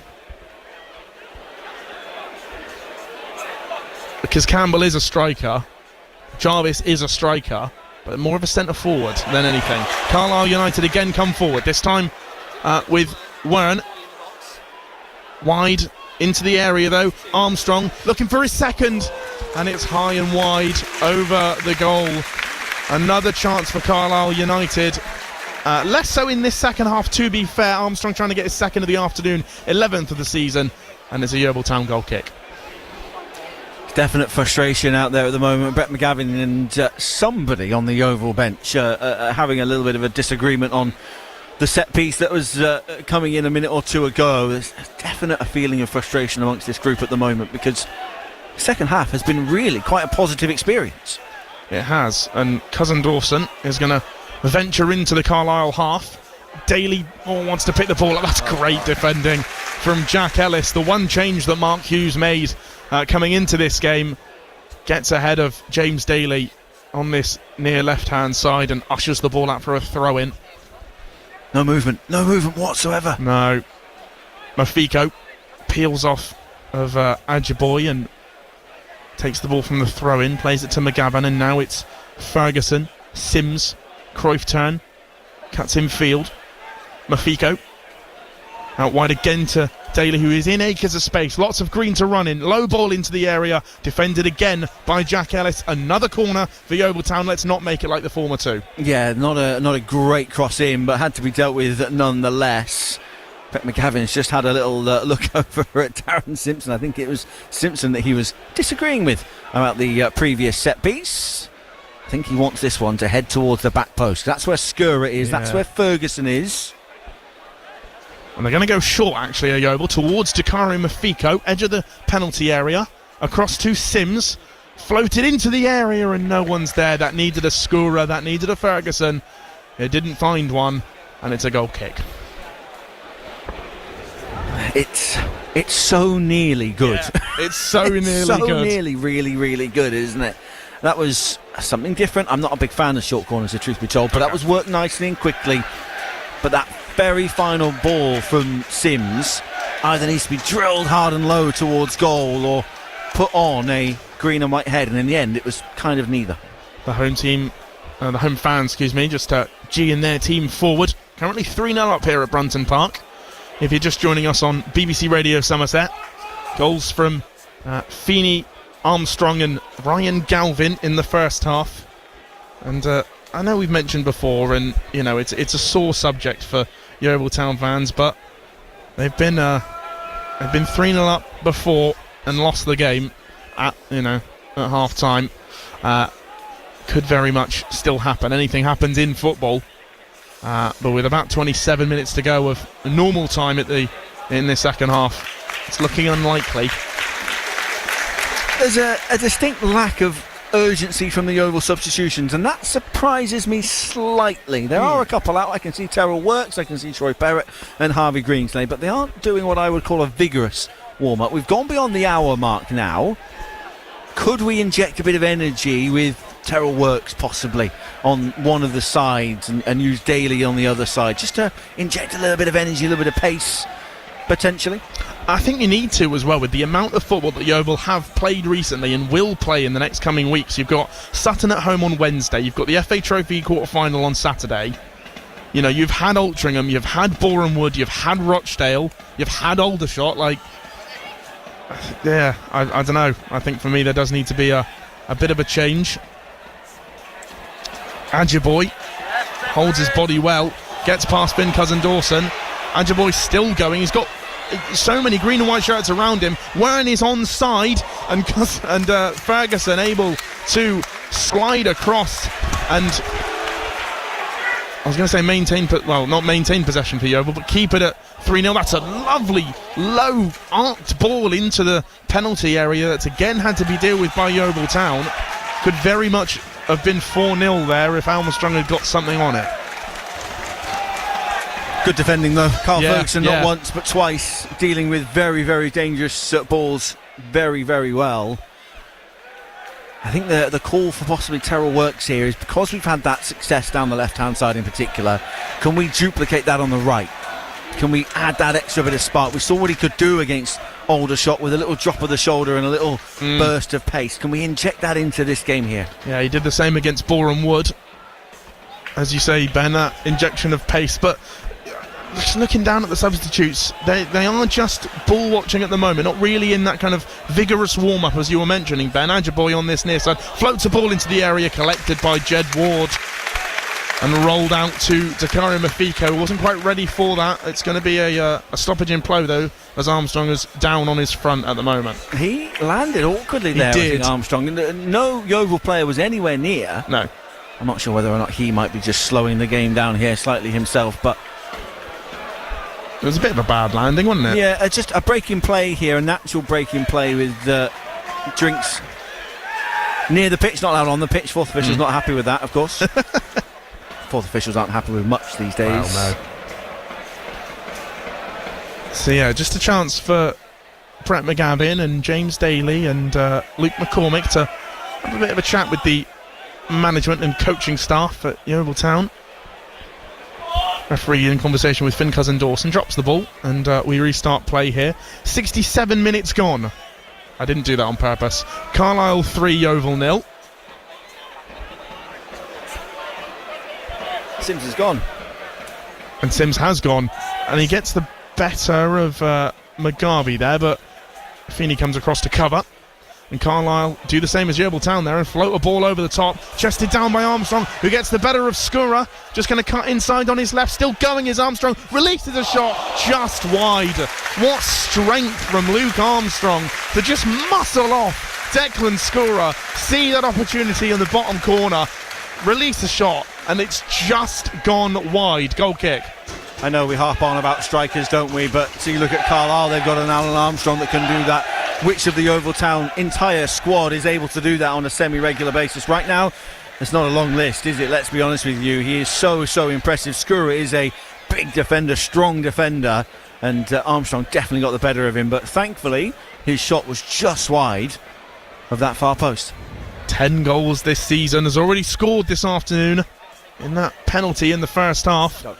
Forward comes Daly, near side the left. Stops his run. And Cousin Dawson receives the ball. McGavin to Mafiko. Mafiko loses out. Bit of a heavy pass from McGavin. Not great control from Mafiko. Wern. And Billy Rowley, again, we talk about him a lot on this near touchline. Just hands stretched across the back of his head. Unhappy with how his team are moving. I think he just wants things kept a little bit more simple, I think, as he signals for 1, 2, possibly 3 substitutions. Looks like we're going to get a green slate and works. We will see if that works. Carlisle come forward again with Wern. Nice stop and turn there. Bit of a Berbatov spin. Ellis. Oh, almost into Embleton. And McGavin has a lot of work to do there. Can only cushion out a corner for Carlisle United. Was hunted down Brett McGavin towards the goal line, and it's going to be a corner for Carlisle United on this near side. Yeah, it's intense, it's quick, it's pressure, it's everything that Yeovil haven't been for a couple of games now, unfortunately. And Carlisle, when you are high flying, when you're 3-0 up, when you're third in the table, those things, it's easy to do, easy to run those extra few metres. Embleton, left arm up, ball into the area, only could be palmed out by Jed Ward. Yeah, as you say, Ben, good save, strong on his goal line. Had to be commanding there. I think that was probably sneaking in at the back post. I think it might have gone directly in from the corner had that big mitt not popped out and dealt with the issue. Ward passes to Cousin Dawson. Again, James Daly on this near side, both arms outstretched up in the air, wanting the ball. Cousin Dawson's not looking at him. And they're walking the ball forward at Yeovil Town. McGavin. Who's that busting the gut to get forward? McCormick. No one will use him though. Mafiko to McGavin, and McGavin out wide to Jones. Pushed forward towards Sims, right side. And again forward to Campbell. Can he get this? He can. Cuts it back. Can James Daly get there? He can, and it's high and wide. That's the chance for Yeovil Town to, if they can, get back into this game. He seemingly ran about 100 metres to try and latch onto that ball. Unable to keep it down. Unable to keep it central. And it's out for a goal kick. It's so nearly brilliant. I mean, it really is. Lovely quick football from the centre of defence. Cousin Dawson goes wide. Again, nice ball from him out to Jones. Jones flicks it on to Sims. Sims straight on to Campbell. When we put our pedal, when we press down the accelerator, when we actually do pick up the pace, it's good. Great decision from Tavon Campbell. Knows he's got a horrible angle to try and squeeze the ball into. Instead, looks to play the ball sideways. It ends up at the feet of Daly. High, wide and handsome. 71 gone. Carlisle 3, Yeovil 0. And as we keep mentioning, it's so nearly brilliant. Armstrong forward for Carlisle. Has Ajiboy. And that's good defending again. FCD goes down. Seemingly coming together, says the referee. No foul given, and Yeovil come out with the ball. Good agricultural challenge there.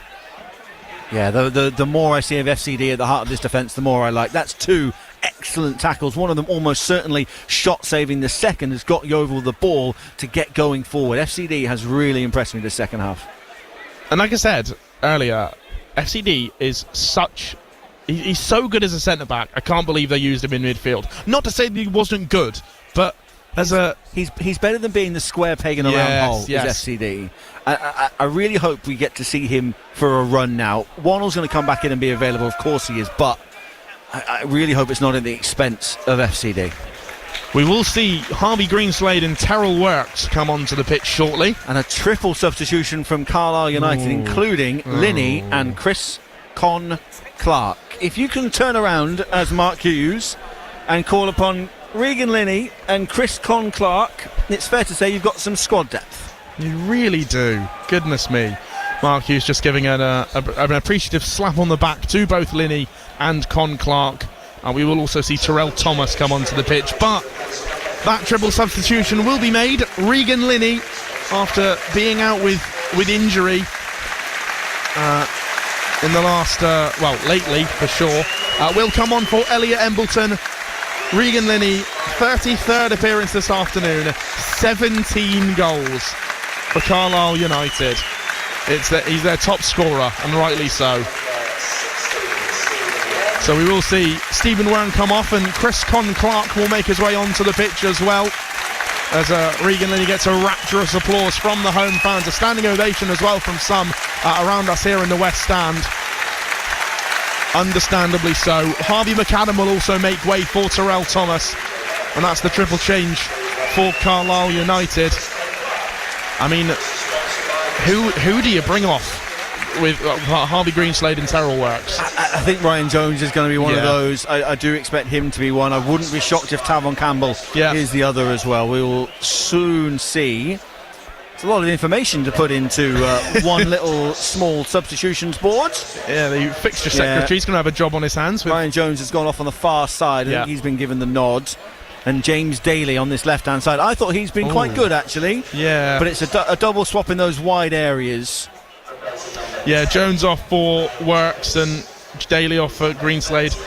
As you say, Daly's been really good. I'm slightly not confused at the substitution, but yeah, I definitely thought it would have been Tavon Campbell. It could well be with Wednesday in mind. Yeah, it could be, and it might lead to a more flat two in attack. Harvey Greenslade might join Campbell and get up a little bit closer and try and utilise some flick-ons and things like that. So Sims will go wide on one side, Works will go wide on the other. Greenslade will join Campbell in an attacking area. Got just over 15 minutes to go here. Carlisle 3, Yeovil 0. Armstrong pokes the ball over the top towards Ajiboye. He's going to cut it across, and it's defended again by Finn Cousin-Dawson. And away by the left-sided centre-back in the Yeovil back three. Yeah, Chris Con Clark, who's come onto the pitch, only one goal in November against Southend, his 14th appearance on loan from Peterborough United. Also, yeah, waxed lyrical about Regan Linney, and also Terrell Thomas, who's come on, just one goal for him in that centre-back role against Solihull back in August. His 17th appearance this afternoon for the now 30-year-old. Yeah, Terrell Works has clearly been given the James Daly role of hug the touchline and see if we can make use of it. He's on the ball now. He is. This near side. Cuts infield. Lays it off to McGavin. Could use that wide. He can, and it's just slowed play down because Sims had run ahead of it rather than and that ball had gone backwards. He has had to circle back. McGavin back on the ball, and it's a lot of work there to be asked of Kyle Ferguson. Slides in, wins the ball, and that could have very nearly been a bit of a counter there for Carlisle. Works once again. Mafiko. 76 gone. Carlisle 3, Yeovil 0. Ball towards. Oh, again, that was nice from Works to lay it off to McCormick, who again was just in front of the ball. And Carlisle United dispossess. Ball is with Chris Con Clark. Ellis. Feeney. Cut in field. Did Galvin backwards though to the goalkeeper Breeze. Feeney. Long ball over the top towards Linney. It'll go out for a throw-in for Yeovil Town, far side the right. I think Carlisle have moved to not quite a back three, but I think Galvin's going to get the freedom to go forward, and it'll be Thomas, the centre.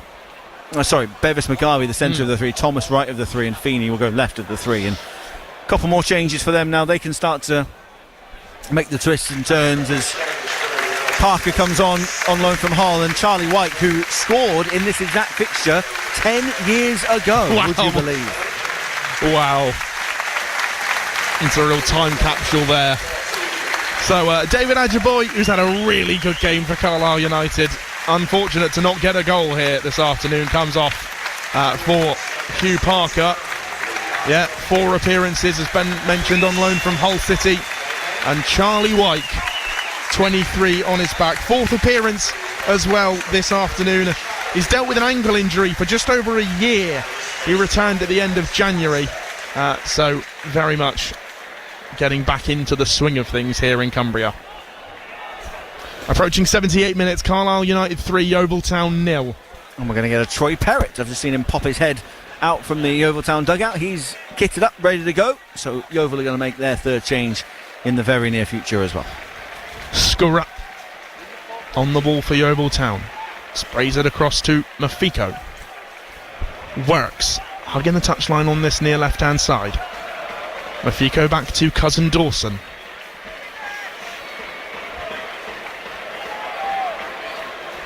Scurra just called McGavin short but didn't use him. Cousin Dawson across to Works. All happening down in front of us on this near side, the left. Ricocheted but found Greenslade on the halfway line, pretty much on the kick-off spot. Mafiko. Greenslade. Sims rolls it forward, comes off of a Carlisle United. I think that's a Galvin it's come off of, so throw in for Yeovil far side, halfway inside the Carlisle United half. I think we need to get a camera on Billy Rowley in the dugouts. His mannerisms, his gestures, he's up, he's down, he's frustrated, he's happy, he's sad, there's a lot going on down there. I think he just wants simple, positive forward moves, and right now they're not coming off. Works. Wanted to lay off McCormick, but more centrally towards Mafiko. Wanted to, I thought he should have maybe not released a shot there, but worked it more centrally. Tried to lay it out wide, lost possession of the ball, and down went, I can't quite see who that is, but it's a Carlisle United free kick. Yeah, Raul Cam would be really interesting to watch on the social media channels for sure. And yeah, we will see Troy Perrott come onto the pitch for Dakari Mafiko, who again hasn't had a bad game. It's just difficult to have a good game when you're 3-0 down against a team like Carlisle at Brunton Park. It is. He's made a couple of slightly frustrating errors. Mafiko, he has been so much better in the centre of the park than he is out on the left-hand side as we've seen him. So I hope he's not, I mean, they're all going to be deflated after a loss like this, but I hope he's feeling that his contribution hasn't been completely missed. Yeah, absolutely. We're into the final 10 of normal time here. Carlisle 3, Yeovil 0. And what's been a bit of a sorry afternoon, especially in the first half for Yeovil Town. It's picked up in the second. They've kind of just been able to keep it at 3-0. Have released a couple of good attacking opportunities as Works does well to get past Con Clark and lays it forward to Perrott, who again lays it forward to McCormick, wants to cut this across, won't do so, and it's a goal kick for Carlisle United. Again, how many times are we going to say it's so close to being brilliant? Works does excellently to get Perrott moving down the left-hand side. McCormick's run is timed really nicely, but the execution of that final ball just didn't give McCormick a chance of being able to get on the end of it. So Gabe Breeze will take this goal kick. To mention the floodlights are definitely on here in the northwest of the country because it's getting progressively darker, still overcast, that dark, gloomy, grey afternoon as Campbell tries to turn around the corner and gives up possession. Con Clark, nice arcing ball over towards the far side. And Linney, infield to Con Clark, leaves it. Oh, this is great football, nice attacking football. Low shot, and it's flicked in, but he's offside, it won't count. Chris Con Clark didn't know about it. It was a shot that was it was a low shot by Terrell Thomas, was going off target. Chris Con Clark has made his way forward. It came off his back heel and went into the bottom of the goal. He was offside when it happened, so it remains 3-0. I think he meant every little bit of it, Josh. I think he absolutely meant it. It was brilliant play, but he definitely strayed offside. It was an absolutely glorious finish. Wow. But he was in the wrong spot, unfortunately. No more substitutions. I think both Alex Whittle and Jonathan Page are going to be added to this Yeovil Town side. If he meant that, that's... I think he absolutely meant it. That's unbelievable. He spiralled and back-heeled it into the bottom of the goal. But as we mentioned, the assistant on this near side put his flag up. 3-0 it remains with just over 7 minutes of normal time to go. Skura across to Ferguson. McGavin drops into a kind of makeshift back four at the moment between Cousin Dawson, Skura, McGavin and Ferguson. Still McGavin on the ball, rolling it forward, rolling it back, lays it towards Campbell, who loses the ball. And that, surely he's offside there, no? Is he not? Saved by Jed Ward. Assistant on this far side keeps his flag down. He's offside. Hugh Parker is miles offside there. We are perfectly positioned for that. He was so far offside. Assistant on this near side has got that one wrong, and I'm confident in saying that. Never mind, Jed Ward wasn't to know, made a really good low save, made himself big. Yeah, very, very good goalkeeping once again from Jed Ward. Approaching 84 minutes here at Brunton Park. Carlisle 3, Yeovil 0. As the home team are on the ball, far side the left. With Ellis. Gets the better of Greenslade and gets the better of Sims. Ball into the area, but low at his front post. Jed Ward able to come and claim. The home fans clapping for the positive football that they are seeing. Terrell works. Flicks it in field. Skura. Cousin Dawson gesturing with his left hand to get his team up the field. Troy Perrott making the run, but Ferguson not meeting him there. Perrott wins the ball now. Works. McGavin. Back to Works. Lays it off to Cousin Dawson. Just on this near-sided touchline. McGavin, ball over the top for Greenslade to chase. There's a collision there between him and the keeper. Only a collision that it wasn't a high thing. It was a boot up that I think just clipped the midriff of Gabriel Breeze. But Greenslade just looking to come across and nick the ball away, couldn't do so, and it will be a ball in the Carlisle United half, and in their possession. Double change for Yeovil Town. Yeah, I think Harvey Greenslade knew what he was doing. Right, yeah. I think he wanted the goalkeeper to know of his whereabouts. Yeah, it's a free kick and nothing more, but interesting. Now, a slight error. 29 went up, which is Tavon Campbell's number. That wasn't intended. It's Brett McGavin that's come off for Jonathan Page. It's number 8. It's going to be Luke McCormick who comes off and gives the captain's armband to Jed Ward. Yeah, McCormick off for Alex Whittle. There you go. What are you I'm just trying to work. So the last time a goalkeeper was captain would have been, racking my brains here, Grant Smith did it against Boreham Wood before he left us. Last time a lone goalkeeper did it, Nathan Baxter was captain, and he is the youngest player to captain the Yeovil men's first team in the Football League. And I don't think Jed Ward is an awful lot older than Nathan Baxter was. Jed Ward is 22 years old. And Yeovil almost lose the ball, and Declan Skura fires the ball back towards the goal line of Jed Ward, who is now the captain for Yeovil Town in these last 3 or 4 minutes here. By the way, Ben Barrett doesn't have a note sheet in front of him. That's completely off the dome. Fair play, mate. True, I do know that one. I know very few facts, but that one is something I do know. But that's interesting. It's nice that he has that recognition. Yeah. And fair play to him. FCD could have taken it. Alex Whittle's come onto the pitch. He could have been the one to take it on. He has captained the side himself last season. That Solihull scored when he was captain last season, of course, Alex Whittle. So I know it's a little bit token gesture and you're looking for leaders throughout your group, but I think that's worth highlighting. Fair play to Jed Ward. A nice moment for him to be wearing the armband. 100%. Speaking of nice moments, also good to see Jonathan Page and Alex Whittle back in. I know obviously Jonathan Page was used as a substitute on Tuesday night, but Alex Whittle, who's not had a lot of football. I remember speaking to him earlier this season. He was frustrated about that lack of game time. But, gets a couple of minutes at the end of this game here.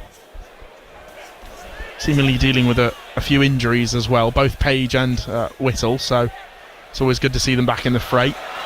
Nudged forward by Carlisle United player there, Wyke. But Yeovil back in possession now with Terrell Works, just loses out there, and it will be I thought it was what? The assistant didn't have a clue and flagged the wrong way. He's absolutely flagged hang on, he has given it to Carlisle now. Okay.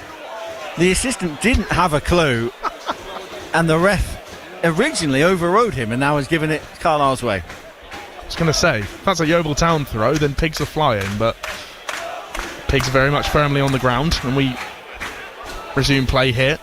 Poked across by Con Clark, just dispossessed, and Yeovil Town are back in possession. Greenslade across backwards to Ferguson, who goes across to Skura. Got about a minute and a half of normal time here. Carlisle 3, Yeovil 0. Alex Whittle on the ball. Cousin Dawson over the top towards Campbell and comes across as Terrell Thomas to keep the ball or rather intercept the ball for Carlisle. And they go forward. Parker almost to Wyke. Parker takes it down, and Cousin Dawson makes sure he doesn't foul him. Parker tries to go into the area, and it will be a corner for the home team. It ricochets off of Alex Whittle, who did well to keep up with him, but near-sided corner once again for the home team. Got about a minute to go, just under a minute of normal time, 3-0. Jack Ellis gets the man of the match. As mentioned earlier, he was the one change that Mark Hughes made from that massive win over Forest Green Rovers last weekend. Josh Williams was the player to go, so Jack Willis seemingly making his mark, being man of the match. Con Clark in towards the front post, headed away by Yeovil Town. Greenslade to chase, won't win it though off of Gilead. Con Clark gets the better of Works. Ball in by Con Clark towards now makeshift captain Jed Ward, and rolls it out to Sims, and forward come Yeovil Town. The home fans, as you can hear, very vocal and enjoying their football that they've seen here. 4 minutes of added time at the end of this game. Skura inside the centre circle, still inside the Yeovil half though. Page back to Skura. It's been a much better second half for Yeovil, but all that damage done in the first half means that this game does end with a flatter feeling, and I'd love a goal just to top off a decent second half, just to give us something to really hold on to and move through to Sutton United on Wednesday night with. Yeah, because you come off of that's a ball over the top towards Parrott again, nearly good, but just runs out for a goal kick. Because there, you look at you zoom out a little bit and you look at Aldershot on Tuesday night. They wanted a reaction, they've not got it here, and you're coming off the back of 2 losses, and then if you zoom out even more, that's 3 losses and a draw. So the draw came against Rochdale at home, and it may, like we say, you're not going to get I don't know if you can, going into this game, you don't expect a good result against Carlisle United away from home, but then you go into games where you really should win. Sutton at home, Truro at home. There's still to come. Sutton today have overlapped us. They're 3-0 up today. So Wednesday's not easy, not by any stretch of imagination. But it has an importance. We're still 5 points off the drop, but you will look at the table and go, there's only one place now as it stands. Look, that was always likely to be the case, whether you win, whether you lose 3-0, 1-0, 8-0, 9-0 today. So that's frustrating, but it's about keeping a little bit of context and understanding that it's just got to click in those home games against the teams around you. That's where you need to make the impression, because we haven't today, but we can get away with it with a good performance on Wednesday.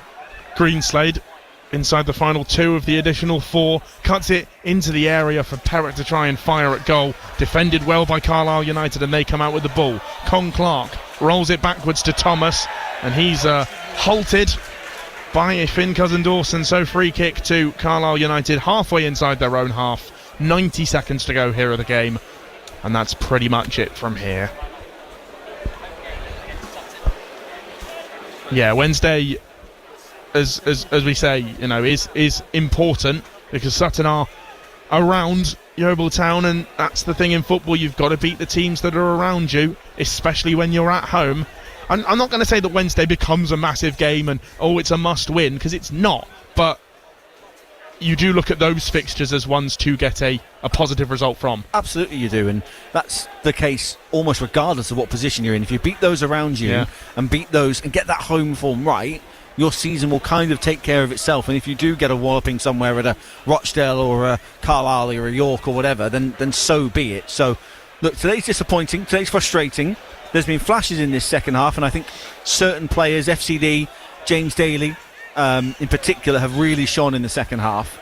So I hope that we have anything to kind of take into a really important week. Yeovil come forward once again. Whittle cut across to Works in towards Perrott. Takes the shot, well saved by Gabe Breeze. More central than maybe he would have liked. Wanted to bend it round the corner towards that far side. Nice effort though from Troy Perrott. Well saved by Gabe Breeze. 5 seconds to go of the additional 4, the minimum at Brunton Park. Carlisle 3, Yeovil 0. Ball out on this near side by Chris Conquark. Throws it in towards Thomas, and all eyes are on the man in the black kit in the centre of the pitch. Linney gets the right side of Cousin-Dawson. They might look for one more here. Linney gets the ball into the area along the 18-yard line. No blue and red and white shirt there to get anything on it. Bristol Rovers have beaten Grimsby Town at home 3-1 in League 2. And that's the result here in the National League. Carlisle come and win 3 points. They're here. They win 3 points. Yeovil Town come away with nothing. They're now on a 2-game losing streak. Still 5 points from the drop zone. Carl Ferguson bashes the ground 3 times in frustration.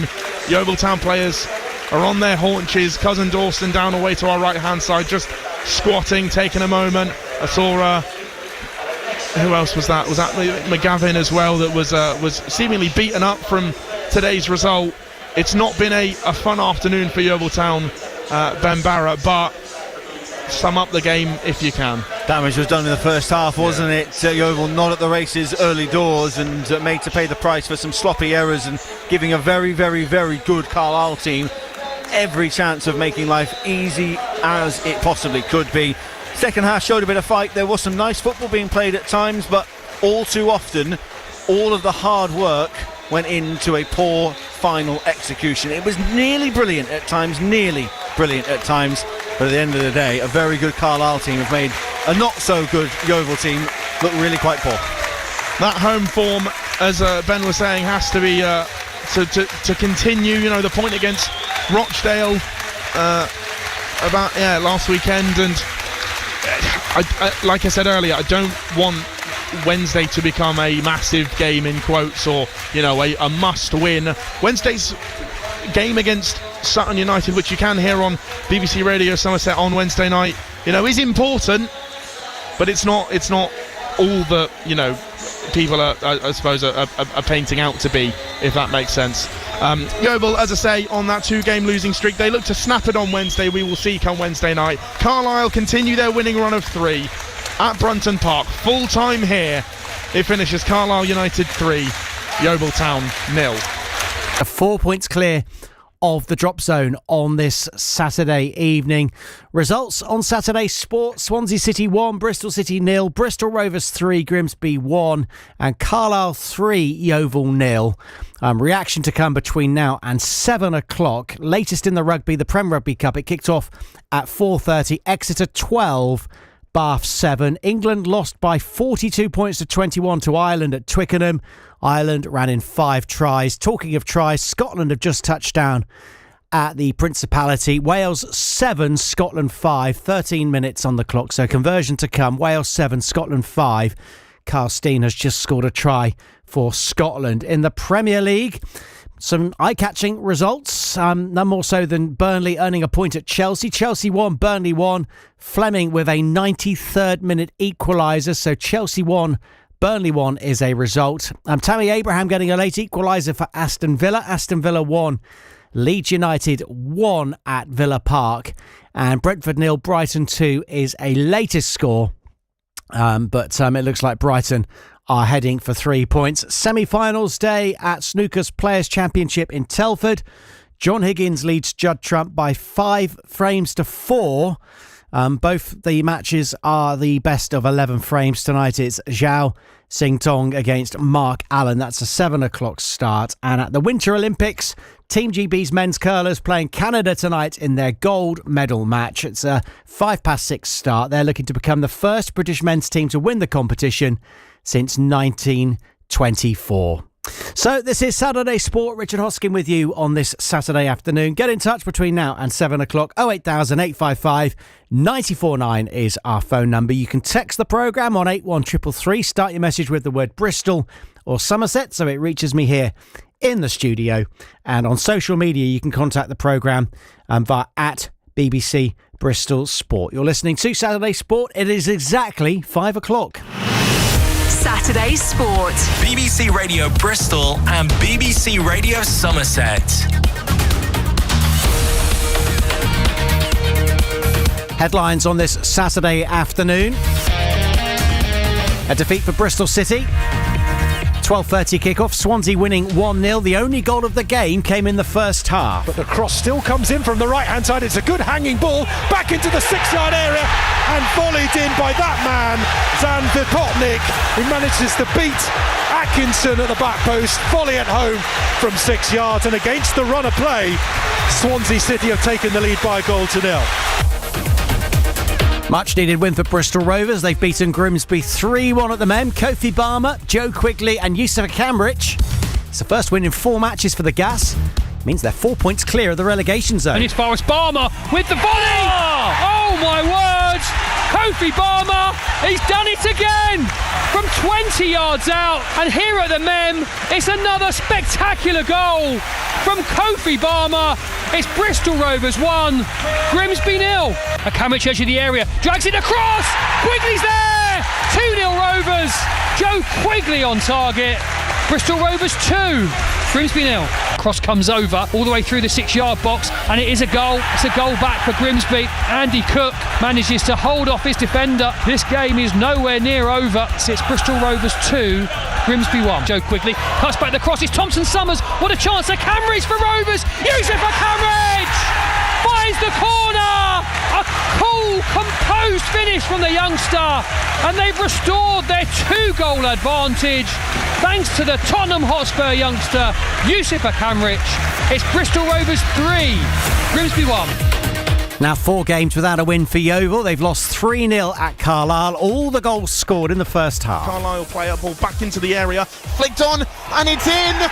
Carlisle have got the first. It's Morgan Feeney with the header, and that's not obviously a great start from Yeovil Town. And Feeney was practically unmarked. 4 minutes played here at Brunton Park. Carlisle 1, Yeovil 0. Into the area, down goes Wern, and that's going to be a penalty for Carlisle United. Wern went down, and it's a Stonewall penalty. 16 minutes played. Luke Armstrong against Jed Ward. He won't do it this time. Carlisle go 2-0 up here at Brunton Park. Luke Armstrong gets his 10th goal of the season. He went right, Ward went left. It's now Carlisle 2, Yeovil 0. Finds Galvin, and that's 3. He's onside. It was a simple ball through the lines to Ryan Galvin. It's now Carlisle United 3, Yeovil Town 0.